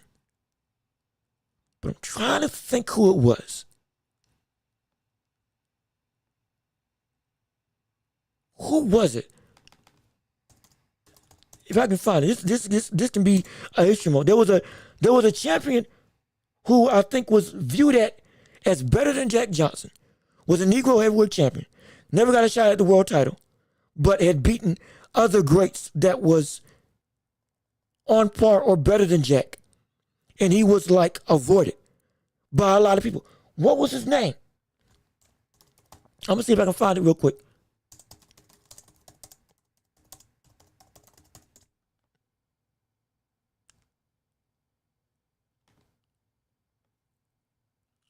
Who was it? I'm upset. It's there. It's there. I know it's there. Come on now. It was, yes, Jack Johnson held it. But there were people before him that held it. And that like ran roughshod. Who was it? Dang it, the name will lose me at the moment. I'm gonna find it. If I can find, I'll do some history. And I'll do some history and I'll attempt to find it. But there was somebody that was another world Negro heavyweight champion. That, Jack Johnson won the belts, absolutely, but he held it. And we had covered this in a show, we had covered this like a year ago on this show before when talking about Jack Johnson. And he never got a shot at the title. Unlike Jack Johnson, who got a shot at the world title and to fight the white champions, but he was running through the competition. Unless it is Harry Wills, I think it was another cat. Because Harry Wills was called the Black Panther, and was a dominant Negro champion. Unless it's him that I'm thinking of, I can't. Yeah, this is gonna frustrate me. We're gonna figure it out. We're gonna continue it on. If it isn't Harry Wills, that is actually the guy that I'm thinking of, that was on par and potentially viewed it as better than Jack, then it was another brother. It's just the name eludes me. But those are the people that you can move in and out of if you want to move Jack out of the heavyweight pound for pound top 10. If you want to put Sonny Liston in there, I ain't got no problem with that. I can understand it. But it's that's gonna eat me up. It's gonna eat me up. But let me see. Pretty solid top 10. Okay, so you can respect that. So again, to go back to the conversation, and I'll pull it up again on the screen so we can get people to no, not that. So we can put it up. As you can see right here. Muhammad Ali, Joe Louis, Larry Holmes, Joe Frazier, Lennox Lewis, Rocky Marciano, Mike Tyson, Holyfield, Jack Johnson. That's my 10 for greatest heavyweights of all time. A lot of them being, again, of the 70s, that 70s era, some of the 80s and 90s, when it was, again, still part of that silver age of sorts, if you can call it. That's my 10. Usyk's at 11 for me. I would put Usyk above Sonny Liston. I would put Usyk above. I would put Usyk above Klitschko. But see, Klitschko had a deeper run at heavyweight, though. That's another thing. Klitschko had a deeper run at heavyweight. And let me, as I'm talking through it, I will,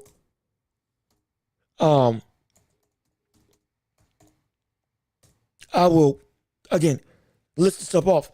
But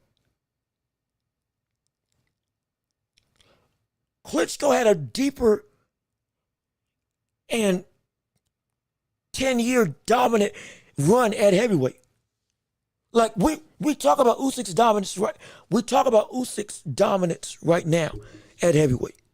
We do, which is insane. But Klitschko was ridiculous. It was a literal decade of the heavyweight division was boring because he was so much far and away better than everybody else. And so do we discredit that? You saw the wars that he did when he fought against the likes of Anthony Joshua. He got beat by Fury. Yes, he did. Absolutely. But then you can argue a younger Klitschko would have knocked out Anthony Joshua. There's an argument for it. And that was prime Anthony Joshua that Klitschko went to war with when Klitschko was getting ready to retire. And so it's like, is it fair to discredit Klitschko with what he did? Is it fair to have that as a barometer? Because his dominance was longer, though the era wasn't as good. Was this era better than that era in boxing? That also takes into account, was Klitschko's era better than the era that we're seeing with Usyk right now? Because we also are saying that this era with Usyk, Fury, Joshua, Wilder, during that peak, it was diluted, which, again, we all have agreed that is true. Because, again, size beats everything. Skill wasn't as apparent. Skill wasn't as abundant.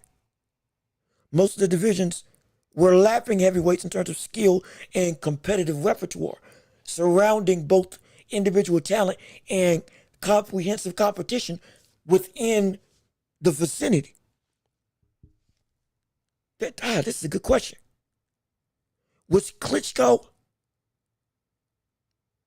Should Klitschko be seen as in the same vein as Usyk because of the rank? But let me see. Let me see. I could put Usyk ahead of Frazier, Tyson, and Marciano. Not saying he is ahead of him.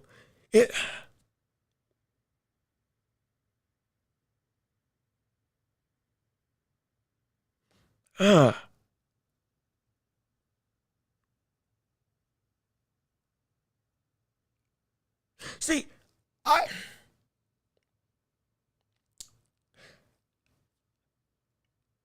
more Marciano than Frazier.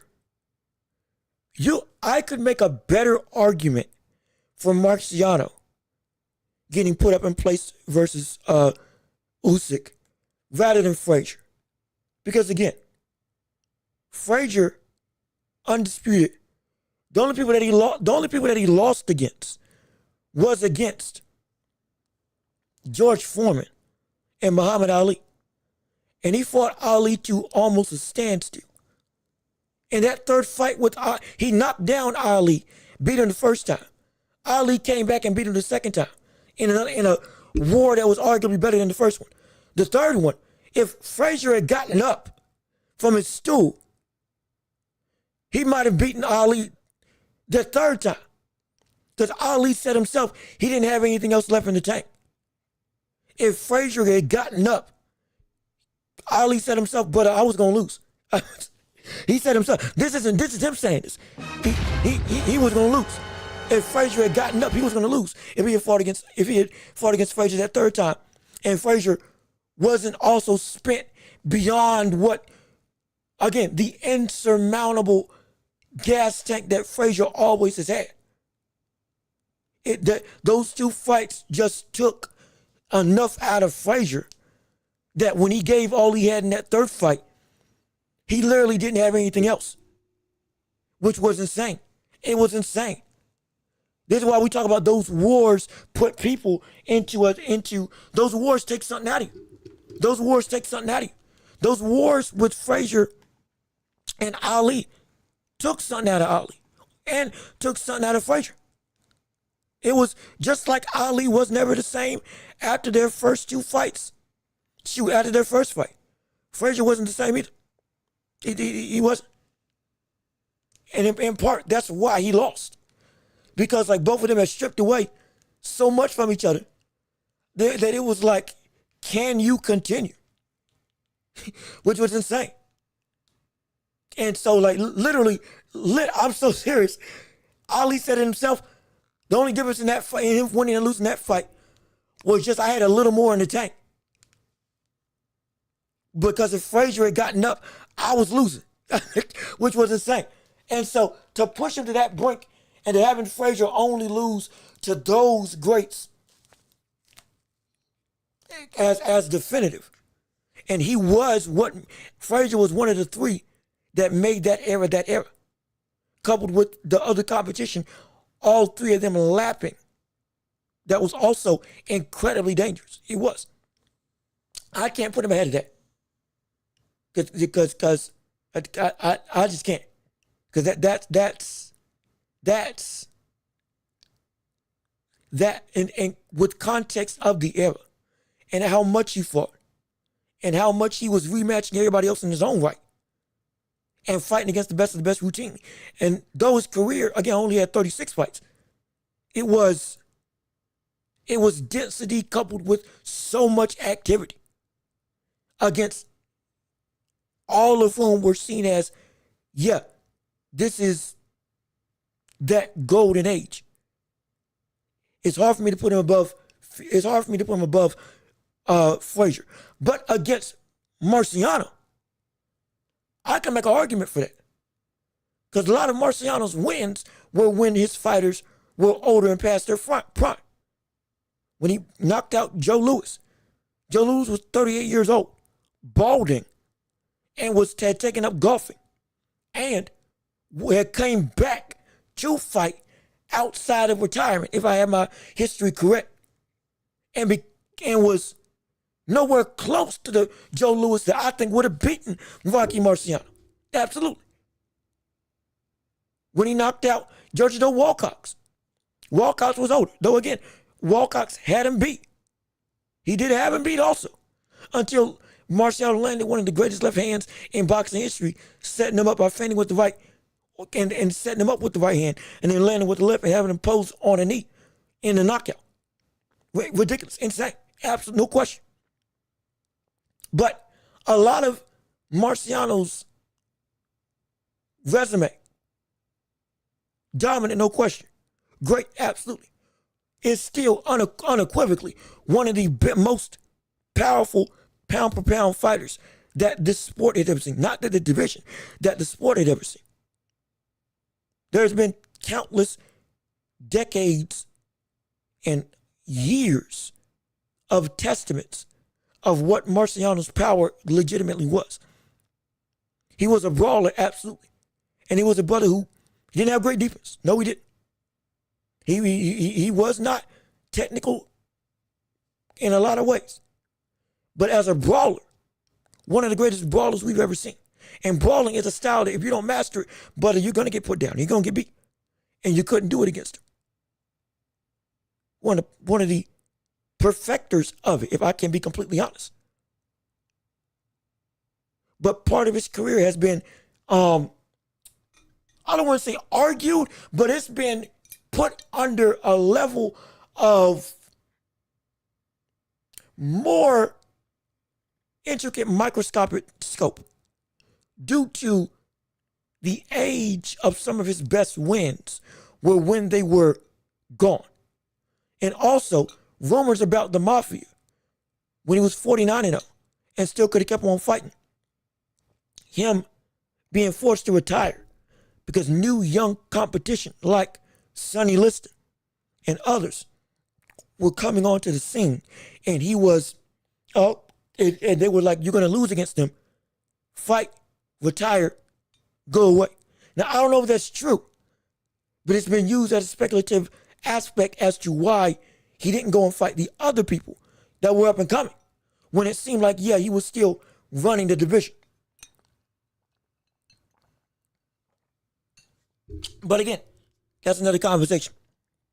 That's another conversation, absolutely. It was born because he fought in Warsaw and Berlin against guys no one knows. He would jab and grab to death. Again, again, he did have an incredibly he did have a phenomenal jab. He had a great jab, no question. Clinching wise, again, it's not as we're not me watching him or going back to watching rather. It was not as bad as people said it to be. At least with the fights that I have seen. Again, I can go back and do some more research. The power was indeed, hey buddy, he can put you out with a single shot. So that was there as well. But at that point in time, also was the division not beyond just his stylistic fighting style, which again was seen as kind of outside of the power, was kind of macabre. Again, it was tough to watch it. Not gonna lie, and like I said, I maybe my memory is eluding me, maybe it's failing me into how bad or how boring his fighting style is. I'll go back and watch it. I know we got a bunch of knockouts legitimately. I know his 1-2 was and is still touted, at least from what I've seen, in my own eyes, is one of the best 1-2s I've seen in boxing. But his moniker of being born, even with power, which is almost a contradictory, I'll go back and look at it. Understandable. But beyond that, division at that point in time under his reign was not all that great, if I do remember that correct. But let me see. Yeah, the division was trash during his reign for sure. Okay, right. So I'm not lying. I'm not crazy. Tyson Fury was up and coming. Joshua was, I think, we're just coming out of the Olympics, and not really anything of major note of sorts at that point in time. Klitschko, he beat Shannon Briggs, but Shannon Briggs was well past his prime, getting ready to retire. And unless outside of him fighting his brother, which again he didn't fight his brother, it wasn't really that strong.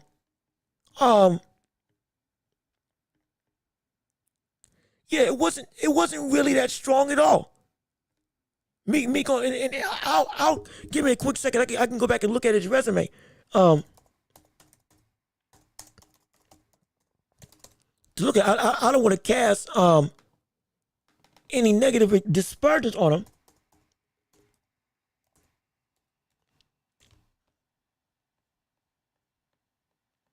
Where's that? Where's his? Yeah. So yeah. He's got one of the best, because I'll pull it up right now. Vladdy's era was weaker than Joshua Wilder Fury era. I'm about to find that out right now so I can make sure for certain. Like I said, we talk, we debate, we discuss. No question about it. I am more than happy to go and give opinions. No question about it. But if I don't know something, I'm willing to go back and look through the ringer to see what's actually up with this stuff. Because again, record-wise, 69 and 5, 53 KOs, one of the higher knockout ratios in all of boxing. Has again 50. Good gosh, got 53 knockouts. Great day. Shoot, that's insane. That is insane. Dr. Steel Hammer is absolutely right. But like let's go. When he got his reign, let's go to the start of his reign. European title. Let's see, won the European title. Won the interim title. All right. So beat Chris Bird. Chris Bird was a good heavyweight in the 2000s. He was. But he beat Chris Bird. And he by unanimous decision. Derek Jefferson, not all that great. Shelford, stop. Shelford, not that great. Beat him again. Knocked him out. Franz Botha. Ugh. Good gosh. Ray Mercer in the 2000s? Ray Mercer in 2000? What? Well, hold on. Wait a minute. Before we go. Before. What was Ray Mercer doing at that point in time in the 2000s when he fought against Klitschko? He had knocked out. Dang. Yeah, no, he wasn't great. By the time he fought Klitschko, Mercer wasn't that great. Because he had, at this point in time, lost to Holyfield, lost to Lance Lewis. He beat Tim Witherspoon. But he split with Martin Williams. And then he went against Leo Lucena, Jimmy Hayes, Jeff Pegas, Don Steele, Brian Scott. My gosh, this ain't great. And then beat Klitschko. Or then got beat by Klitschko. And then that was his last shot at a world title before ultimately retiring. So, and then he lost to Shannon Briggs. So Ray Mercer at that point in time, well past the initial. Come on, there we go. Dang it, come on. Got all these stinking tabs up. We're trying to do research on the fly.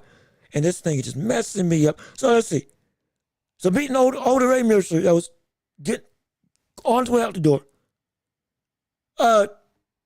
Jamil McLean, at that point in time, respectable, got him retired on the stool. Lost to, I forgot, he did get knocked out by Corny. He got knocked out by Corny Sanders. He did.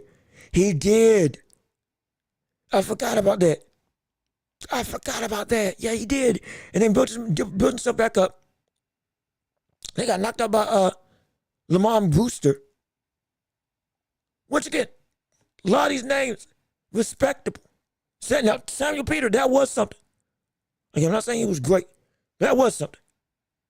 But then goes through, then beats me Chris Bird again. Then Kevin Brock, Ray Austin, Lamont Brewster gets his revenge, knocks him out. He didn't get his revenge on him. He knocked him out again to Lamont Brewster. And then, yeah. So it wasn't all that deep, per se. He beat Hamzat Rahim, Eddie Chambers. Eddie Chambers was good. David Hay was good. But yeah, few and far between. Not as much meat and potatoes. Like he beat Povetkin in 2013, which again, to still be winning as the next era was coming about is impressive. Kabrat Pulev beat Povetkin. So his talent did transcend multiple eras, but like I said, his own era was not all that impressive on the whole. So, but to play devil's advocate, he was able to go through and still be relevant, a champion, and consistently dominant, even up until his loss to Anthony Joshua or his loss to Tyson Fury. Like the reign and, it was. No, I went from 2000, 2003, 2013. But that's 10 to 13 years. This brother was either at the top or near the top of the mountain, even as the pages were turning in the regime of the heavyweight division, going from that era to the next era. And he lasted as relevant all the way up until he lost to Anthony Joshua when Joshua was at his absolute best. So I'm like, there's got to be something, there's got to be some weight there for that. There's got to be some weight. And so, but still, this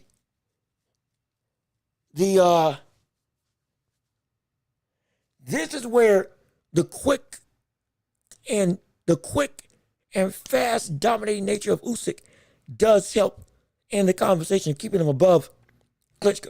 And yes, Usyk's era was better than Klitschko's era when Klitschko was coming up from 2010. Then 2013 or 2014, started to evolve into the next era. So I see that. So yeah, so Klitschko, so Vlad Klitsch KO, he's still one of the best to do it. Now he is. Like the style may not have been the most appealing, but brother, you don't reign for 13. And you don't beat people like Eddie Chambers, Chris Bird, and you go all the way up to fighting AJ and still being consistent and dominant to some degree without some level of talent. Like knocking out Povetkin, knocking out Pulev. Again, Povetkin now we know double for a lot of his career, but still, hey, you can't knock it. You ain't gotta like it. You can't knock it. But yeah, but that's what I would have as my heavyweight regime in terms of top 10. And then Usyk being behind 11. With the legacy, the consistency, the competitors of those other eras that we were talking about with fighting and with the talent innate that they hold in their own regard. That's my list for the heavyweight division in terms of all-time greats who reign supreme and who is outside of that. Dang it, no, stop again. There we go. For outside of the top 10 barometer. So just to recap for the world, for people who are just tuning in, as we're getting ready to wrap it up, it's Ali, Joe Louis. This is in no order. In fact, let me put this in bold letters. In no order. Ali, Joe Louis, Larry Holmes, Joe Frazier, George Foreman, Lennox Lewis, Rocky Marciano, Mike Tyson, Vander Holyfield, Jack Johnson.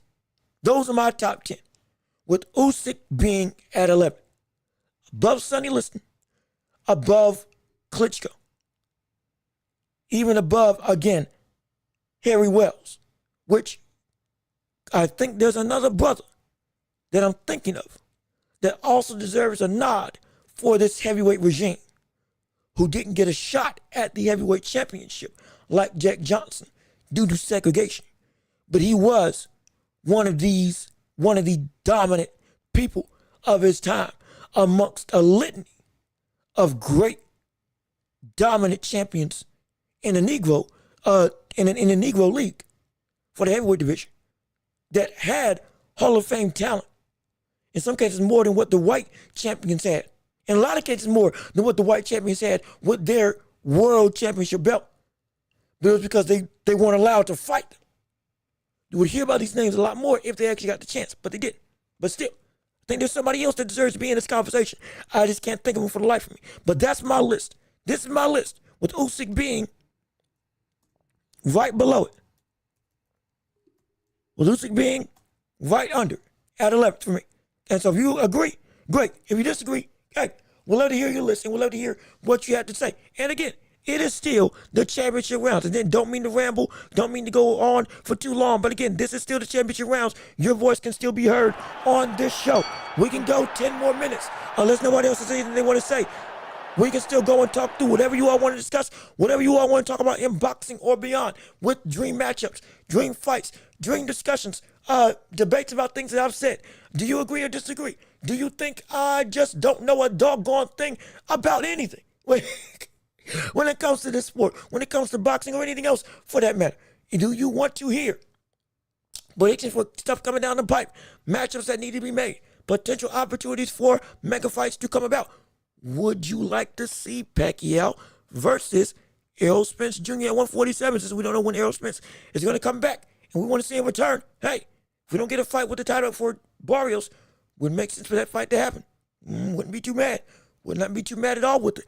Do you want to have a conversation with who you think should be out of discussions for the heavyweight division for the list that we made?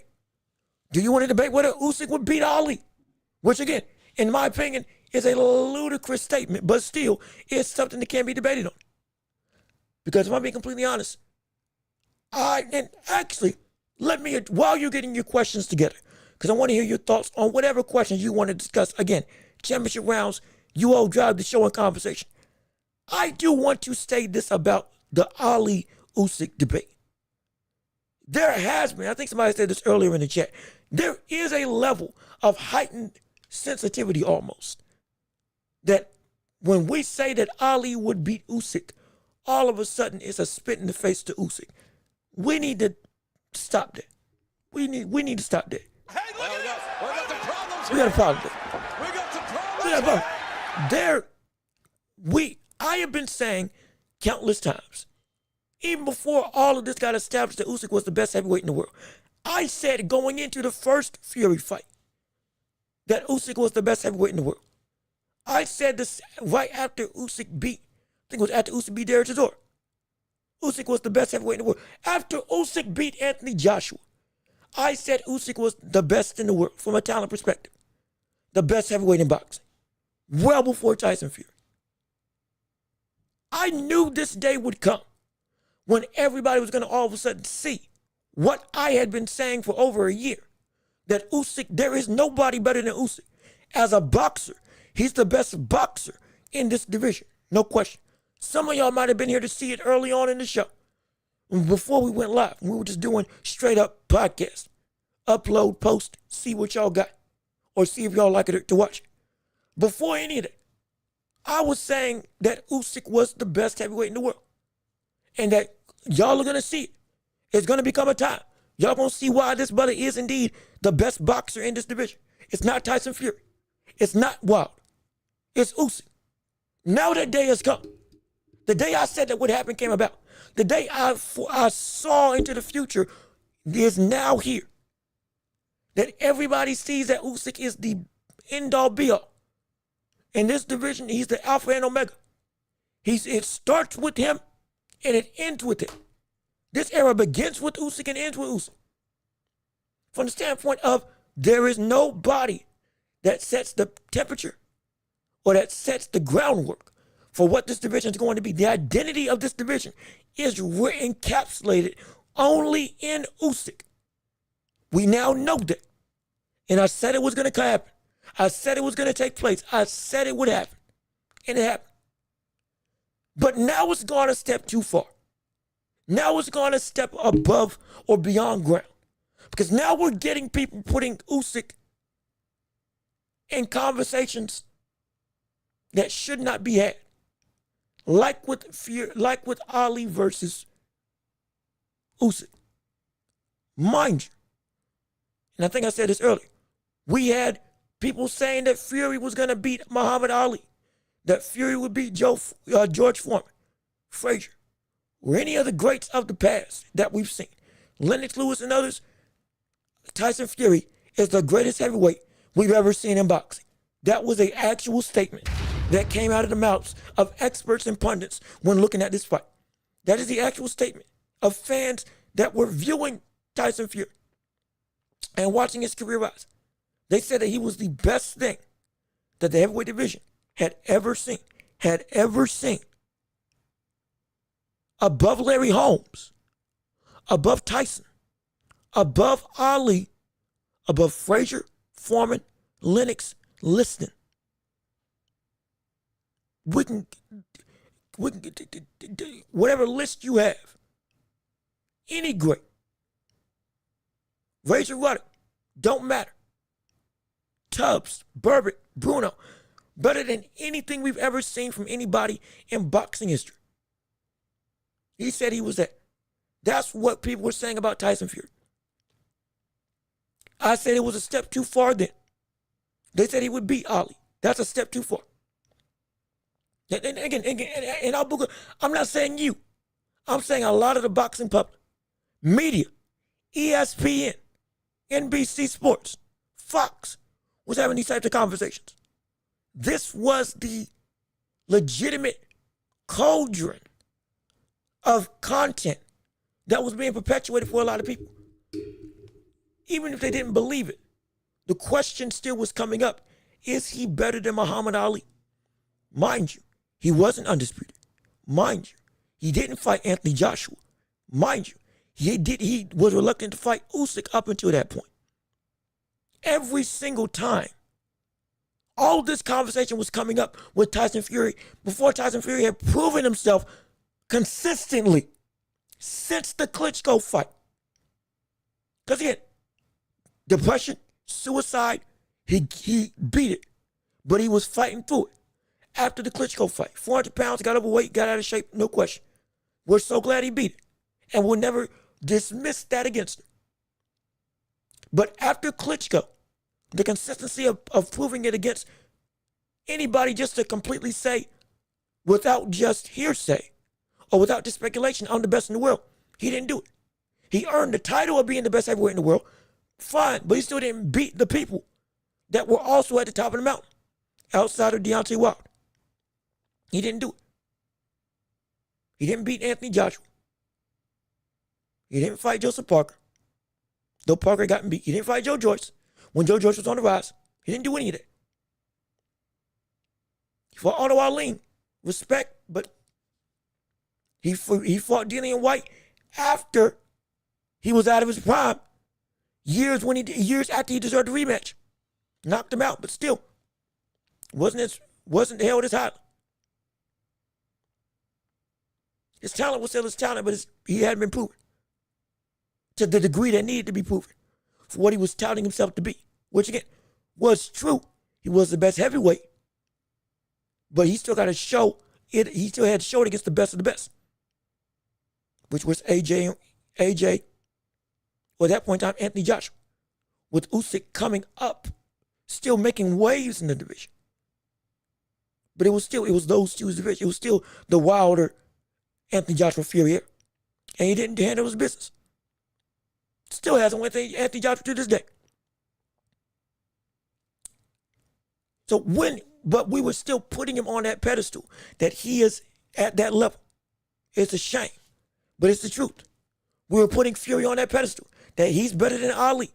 And all these other greats that did stuff before him, that proved themselves on a more consistent basis before him, that had better talent than him, that showed better skill sets than him. They just weren't as big. We went too far in the direction for that, and now everybody's putting their foot in their mouth, saying, I can't believe I said that. Trying to act like they never said that when you did. I'm saying this now. We jumped the gun when we talked about Tyson Fury. And we're getting ready to jump the gun when we're talking about Usyk. We're getting ready to do it. We're getting ready to fall into that same ladder. I'm fine with having top 10 pound for pound conversations because he did the work to deserve that type of work or that type of praise. I'm fine with that. I'm fine with top 30 to top 50 all-time pound for pound fighters. We are fine with having that type of conversation, regardless of division. We're fine with it. But now if you're going into top 6, top 3, the best ever at heavyweight, you're jumping the gun. You're doing the same thing that you did to Tyson Fury. You're about to draw the same issue that you drew with Tyson Fury now on Usyk. Because guess what? If you put him on that pedestal that he doesn't deserve to be on, to that degree, where he's the best ever, where he's top 3, which he's not, nowhere close. Nowhere close. Nowhere close to top 3. That's not me being cynical. That's not me being mean. That we understand history. He's nowhere close to that. But he's an all-time great and is borderline top 10 in my list. And might be top 10 for you. But going into top 3 territory, even top 5 territory, no. Now you're barking up the wrong tree now, buddy. Now you're looking for a problem. And now, if Usyk loses, you are going to then say, whoever beat him, they can beat Ali. And it's going to be a cycle of absolute idiocy. From the standpoint of people saying that because the best man got beat, now everybody can beat all these other people that came before him. Or now this guy can beat anybody who came before him. Because this guy was already seen, wrongfully so, as better than the best in history. When that wasn't the case.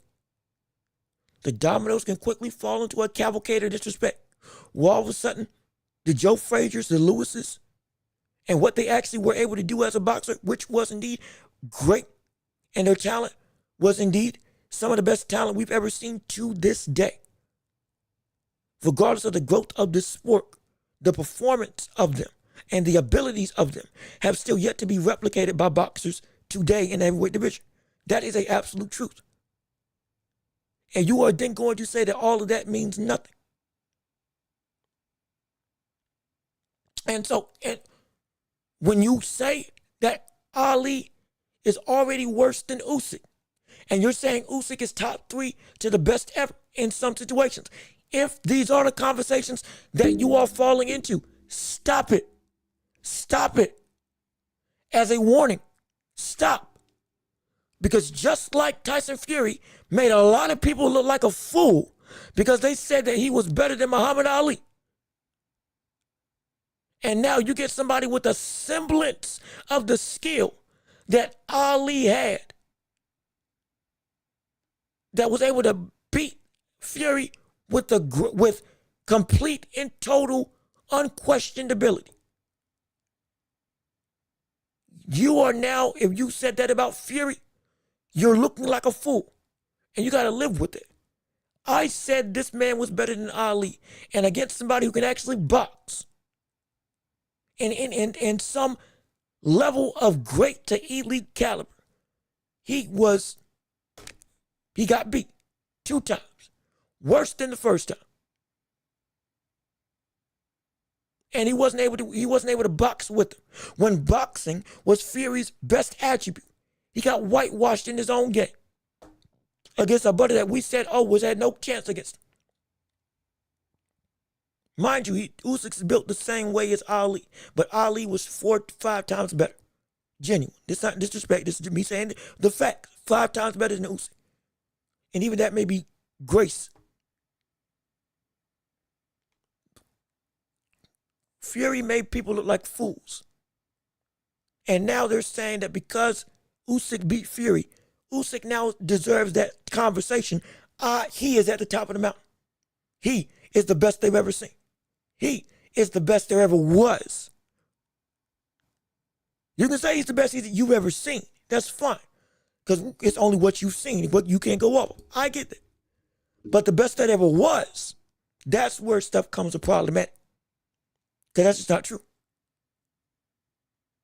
But if you go and keep this up, when Usyk loses, yeah, 5 times better. More activity, better head movement against more activity. A rule set that would have been even worse on people that were willing to just use their feet alone. Because mind you, back in the day, scoring was different, judging was different, refereeing was different. You weren't rewarded on just scoring the more impactful shots. It was who landed more, period. So if you were going to move around the ring, that could actually hurt you. It could do you in. So you had to fight. Like fight. Don't forget, Ali fought Liston, and Liston put substance on his gloves that took away Ali's eyesight for 3 rounds. This is at that point in time, the scariest boxer in history and the hardest puncher at that point in time. One of the 5 hardest punchers in boxing history. 5 or 6. At the peak of his powers. And Ali not just didn't get knocked down, but beat him in the second half of the fight to win it. And then knocked him out with 1 shot when they fought against each other in the Phantom Punch fight. With the pose where he's looking like this, get up. Where he's looking like that. Get up. But he beat Foreman by taking Foreman's punishment for 5 rounds, but for almost 12 rounds to the body without his legs. Unanswered, mind you. And if Usyk was in that same position, knowing the durability of Usyk, which again is great, but if Foreman was throwing them shots like he was to the body, unanswered, he's losing. He's losing that fight. No question. And many of the prime fighters of the past had a lot of skill sets that Usyk has, though in different ways. Joe Frazier had head movement, like with Usyk. But the only difference is Frazier's was a rhythmic head movement. His head movement was like a song in his own mind. You couldn't read where the bob was coming from. And he has some of the best instinctual head movement in boxing history. And outside of Frazier, or outside of Foreman, nobody put him down. And he got better as the fight went on and was able to mitigate. He was able to mitigate the boxing of Muhammad Ali. I don't think we understand that. Frazier was able to mitigate the boxing of Muhammad Ali and make that fight a competitive war in the greatest trilogy in heavyweight history, one of the greatest trilogies in boxing history, by being able to handle and rein in the boxing ability of Muhammad Ali, not getting thrown off his game, not getting outboxed to the point that you couldn't do anything, and when he was, adapting to turn the fight back into a close affair. I think we fail to see how ridiculous that is. I truly think we do. Because Tyson couldn't do it in terms of Holyfield. And in terms of Usyk and Fury. It was Usyk that had the battle against the boxing of Tyson. It was Fury that had the battle against the boxing of Tyson Fury. It was Fury that had the battle against the boxing of Usyk. And he couldn't beat that. And we see Frazier beat the boxing of Ali. That's that's insane. I think we fail to witness or put that into capacity. But yeah, and again, this is not me trying to dismiss who Usyk is. Ali's 5 times better than nearly all of heavyweight greats. Just nearly everybody. Everybody outside of that 70s era, nearly all of them, he outclasses 3 to 5 times better. Just about. As a fighter. Better, Ali's better, that's fine, 5 times better, kind of insane. Okay, again, like I said, that's for what I know, what I study, what I'm watching in real time, and when looking at the two, that's what I see. That is what I know. And I also know that the competition that Ali faced needed him to be that good. Because if he wasn't, he wouldn't have been as great as he was. The heavyweight division was so deep at that point in time, it also takes into account as to why he was that much better. Because this division that he was in, at that point, eclipses this division so far. We tout these wins with AJ and Fury as phenomenal wins, which are great, no question. But boxing historians, this isn't me saying this. This is other people that were around that time, that respect today's game, that give back to the sport, that have trained boxers up to date, that have been watching in real time the life and times of Usyk and his growth. There is a level of talent that Usyk has not faced yet, that they did. And they did that 3 to 5 times. We imagine you have his best wins are Fury and Joshua and Dubois. Beat them both twice. We loved it. It's incredible. We also understand that putting Fury in the moniker of being an all-time great, in being a top 10 heavyweight ever,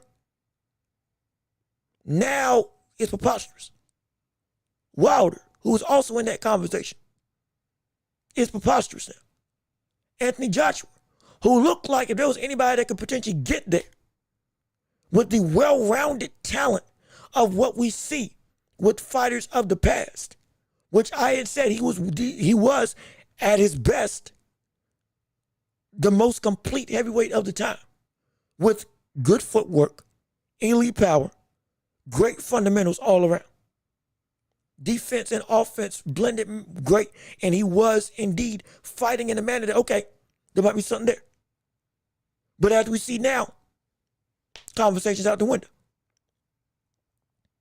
All of that, again, with us being able to look in hindsight now, we can better put what we're seeing with Usyk into context, not just with the greatness of today, but with also the greatness of the past. There is a difference.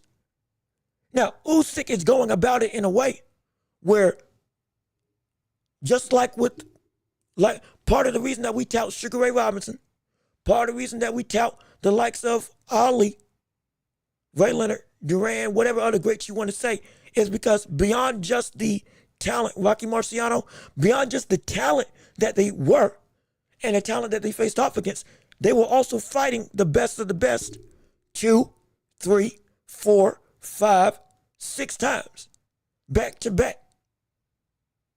Like you would rematch. You would rematch I don't know what that was. I don't know what that was. But you would rematch Jake LaMotta 5, 6 times. You would fight Sugar Ray Leonard 3 times. You would fight Tommy Hearns twice.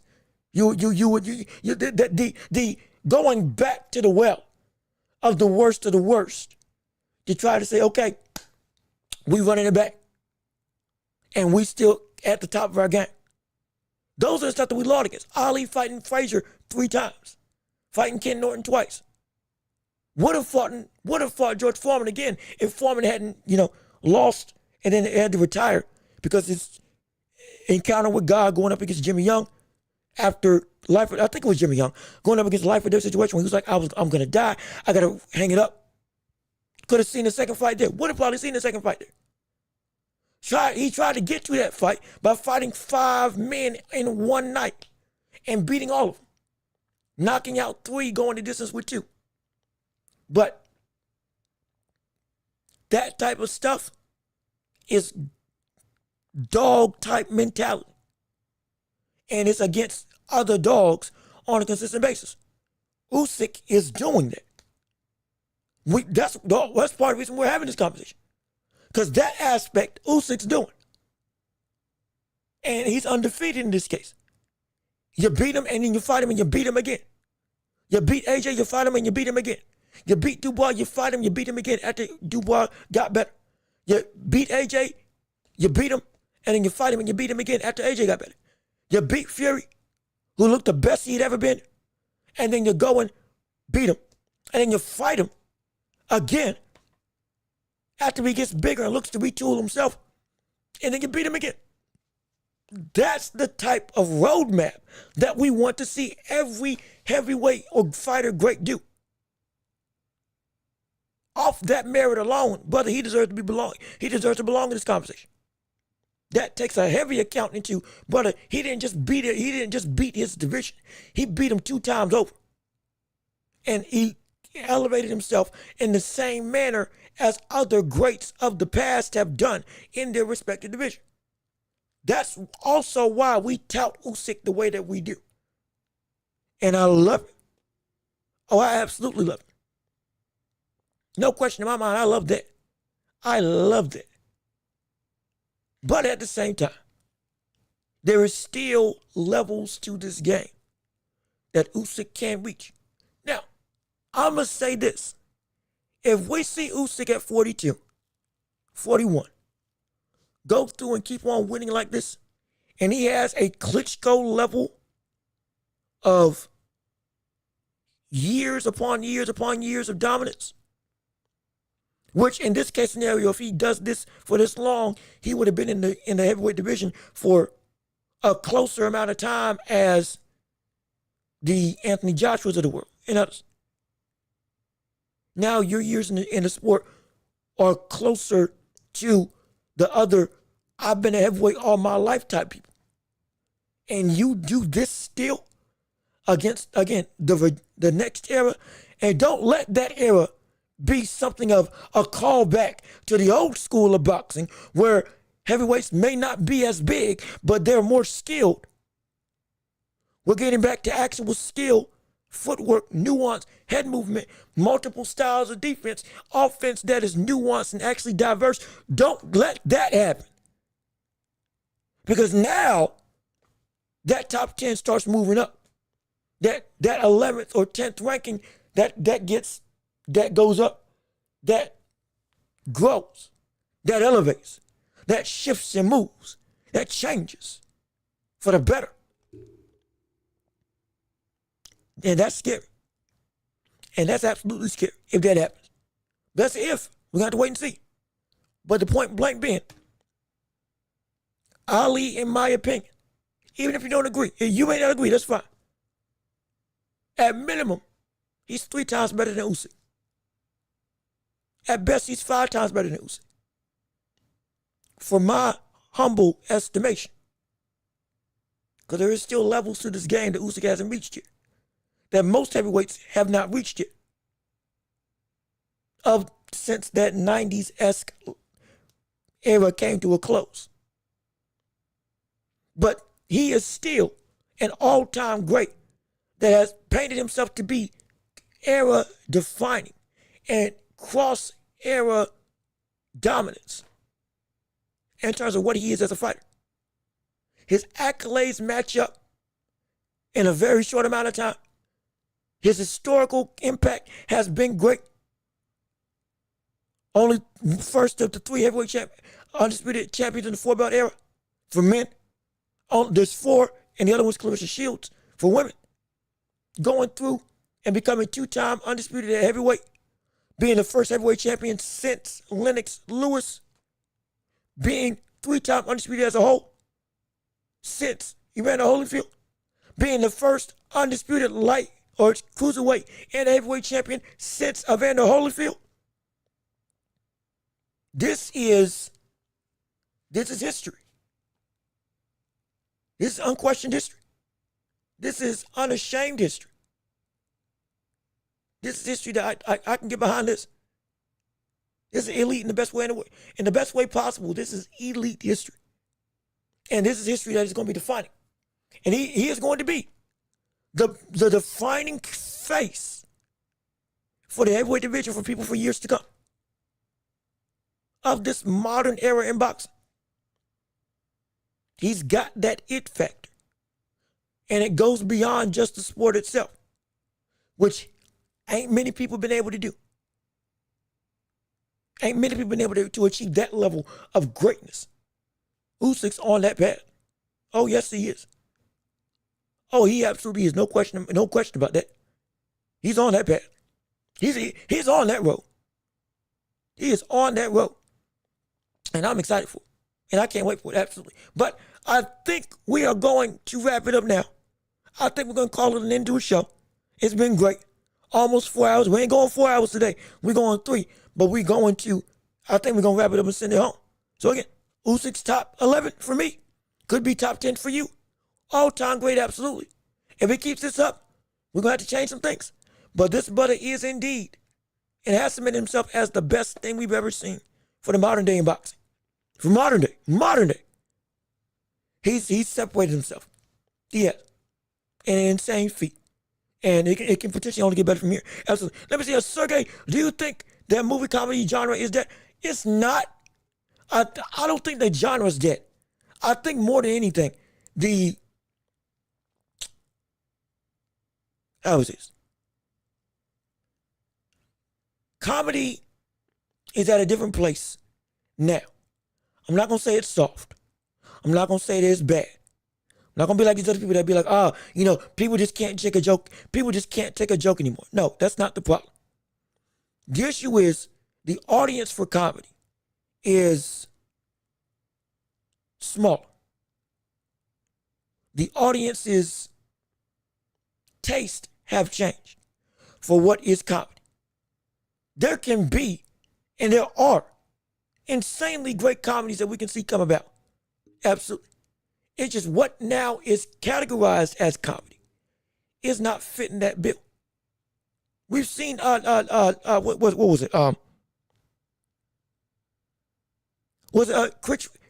Rich Crazy Asians. I believe that was the movie. Phenomenal comedy. Great comedy. I'd watch that movie again. That was a great comedy to go from or to see. Absolutely stupendous. Funny. Engaging. Story was good. You laughed. There was still some drama there, but it was it was funny. It was genuinely funny. We've seen, again, of course you have people like, you got movies like Happy Gilmore and a lot of the Chris Rock in his films, Blackula for Dracula, not Dracula, Eddie Murphy in Blackula, Eddie Murphy in a lot of his films. Comedy can still exist. Comedy's still there. There is a bevy of examples to choose from to show what good comedy is. The issue is, for the most part, a lot of studios in doing their comedy, it's missing the mark because it's trying too hard. Or it's going off of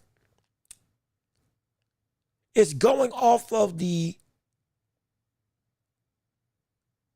bad comedic notions of what movies perpetuate today.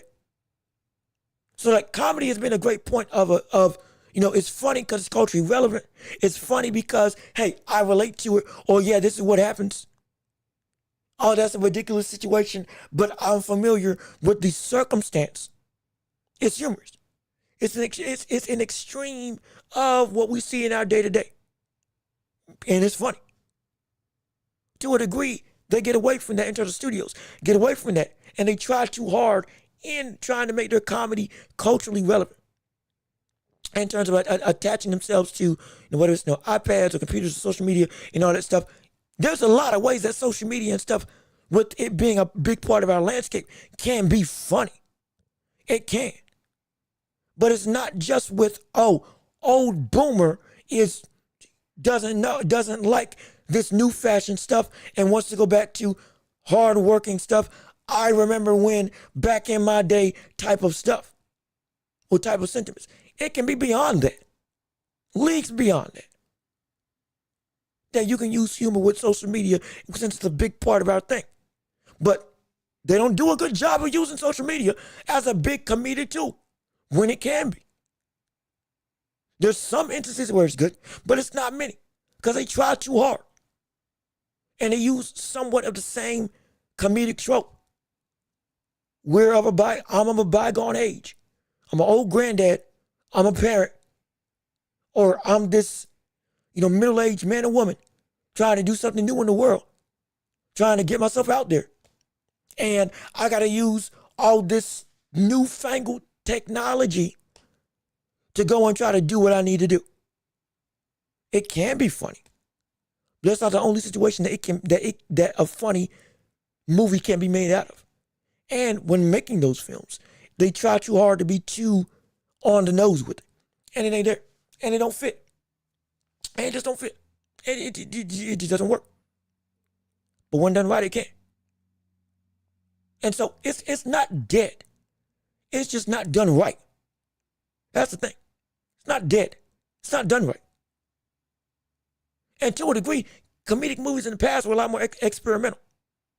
They took more risk with their jokes, with their set pieces, with the story, all that stuff. Now, I'm not trying to, again, I'm not going down to the stuff is too soft, because there is some things that, yes, I'm glad are not being used in movies or comedic movies. Because some of those tropes, they were just outright racist, outright sexist, outright misogynistic. Not in a, culturally relevant, we're making a joke about something in, that's an issue in our time. Not even that type of comedy. It's just, some of it's just, you don't feel good because you know better. We now know better. We're conscious about it. Understandably so, thank the Lord. But they still play it too safe. There's some things where it's like, hey, it is a risque joke, but it's a joke that can be made. Similar to looking at the situation with the Superman movie. They took out a shot in the movie of Superman's dog, Crypto, getting punched in the face by the villain because test audiences reacted bad to it. And they don't want people reacting bad to stuff. So they took it out of the movie. But guess what? It's a super dog fighting against a super villain. When the dog can literally bark Manhattan out of existence. If the dog jumps on you, but it's putting a hole in your chest. No kidding. If that dog's attacking a superhero, brother, it's getting punched in the face because we're talking about, hey, this thing can kill me. Like it makes sense.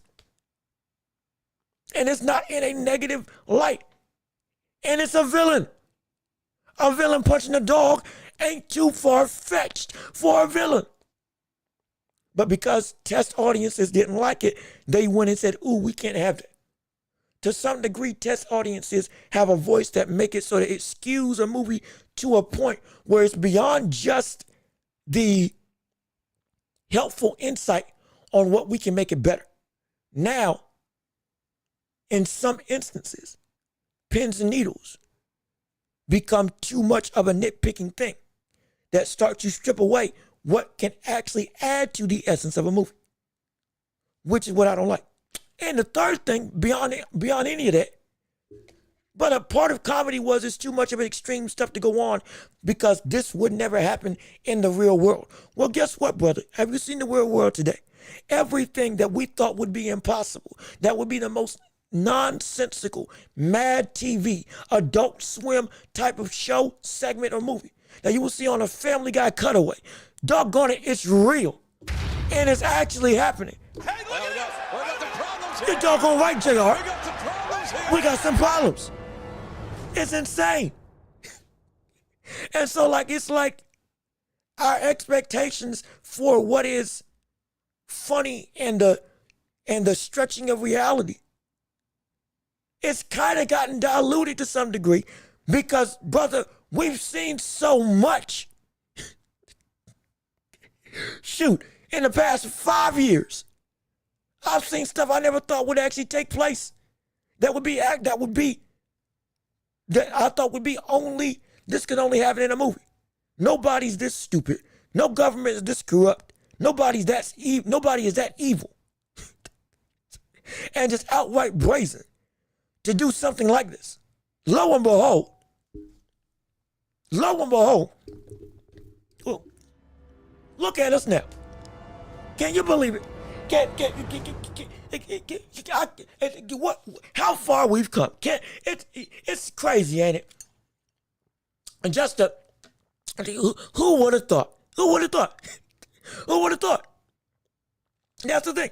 And so just those are the things that I think are why we see what we're seeing with comedy now, with it not being as great. And the fourth thing would be it's because it's going through and they're rehashing a lot of stuff. The rehashing of old material in movies. Remaking Happy Gilmore on Netflix, which again, sure, good movie. But if you were going to remake it, you should have remade it in that timeline. But Happy Gilmore was also a movie that could have stood alone. I'm not saying it's going to be bad, but I'm also saying old idea. Disney, old idea. Even with a lot of the franchises now. John Wick was a new idea that came, sparked a franchise of its own. No question about it. But once this ends, you go back to it. If you go back into the fray and try to bring it back again, now, where's the new stuff? Comedy is the same way. And you got great comedians. You got Israel Iglesias. You got Chris Rock, who again is still relevant. You got Dave Chappelle, who could be a really good actor. Who could be a really good actor in movies.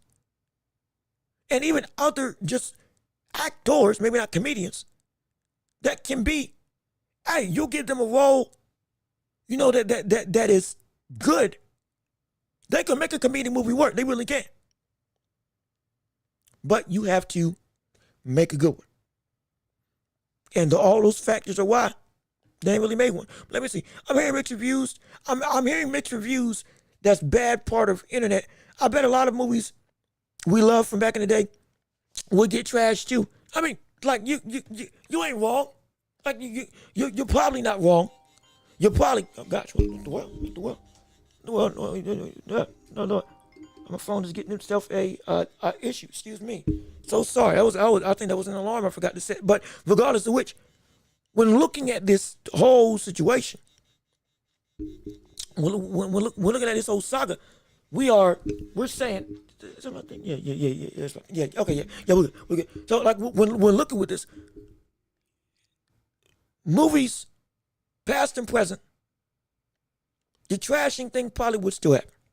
Most likely. Would it get more scrutiny? Probably. Because everybody today has to have an opinion in some way, shape, or form. But regardless of which, they would have still retained their, if they came out, they would have still retained their all-encompassing beloved nature. It would have still been a cult classic. It would still be something that we want to watch over and over and over again. Because it was a good movie. It was a good comedic movie. Now, as a matter of, but part of it was you took those risks when making the movies. Is it going to be that they take the risk when making comedies of saying, no, this is funny and we're going to put it in there? Not saying going out the wall where it's like, where it's like going through and you know, you being blatantly racist, you calling anybody the N-word left, right, and center, you going through and making fun of brown, black, yellow, and everybody in between as the tropes and the biggest part of your movie. I'm not saying that. But I am saying there are, comedy is about pushing the boundary. Comedy is about not making people uncomfortable, but speaking about things that are a part of society that should not be part of society. I think David Chappelle even said it. We use comedy as a means to be a voice, to speak up about certain things. And it's going to make people uncomfortable in some degree, to a large degree. And it's also going to be funny because it's culturally, it hits home for people because they experience it. But you take away that experience, you try to make it just straight up cookie cutter. Well, now you're digging a grave. You're digging a grave. Let me see. I'm excited for Naked Gun. See, like Naked Gun, the Naked Gun movie. That looks to be like the callback to like, it's ridiculous. It's funny. It's probably gonna be brazen. I think what Liam Neeson is in it too. Which again, that's gonna be funny. Seeing anybody who normally is, again, from the Tekken franchise and has been, utilizing a special set of skills for the past like 20 something years, to all of a sudden be in a Naked Gun movie. That's gonna be funny. That I can't wait for that. I can't wait for that. I'm excited for that. And if they do it right, it can be really good. If they do it right, because Neeson with that almost still, like he can be really funny, but that dry, almost still so serious delivery they can bring to the table. That's gonna be good. I'm excited for that. I'm really excited for that movie. But hopefully it'll be great. No question about it. But again, I think we gotta wrap it up. We do. We done hit 4 hours, and I wasn't trying to hit 4 hours a day, but we got there because we are going to pack it up and send this home. So with all that being said, this has been another episode of The Watchable with me, your host, Jean-Luc Welch. Thank you for tuning in and listening to the show. Again, if you want to give and support the show, Cash App, PayPal, links in the description also. If you want to give anything we'll do to this show, to this channel, help us reinvest back into the show, help put some money in my pocket, help me pay some bills. If you can afford it, it would mean the world to me. Anything we'll do just to help me out, links in the description as well. If you want to give and if you feel it's worth your time, be sure to like the video, like the stream, comment your thoughts and opinions on you liked or didn't like about what you liked or didn't like about what we did on the show today. Be sure to subscribe to the channel, join the empire, share the show with everybody that you can. Be sure to share the show with everybody you know, so we can keep on building up this empire and conglomerate. And we're gonna be available on podcasts after the show's over. I've been Jean-Luc Welch. Y'all have been wonderful. Peace and love. Oh, we are out of here. Yes, sir. We are gonna see you all on Thursday. Come back for more talk, more conversation, more fights, more discussion, more sports news, and all this stuff coming down the fray. And I love you. Can't wait to see you. Peace. Be safe. Be blessed. And we're going to see you all on Thursday. Yes, sir. Peace and love. We out of here.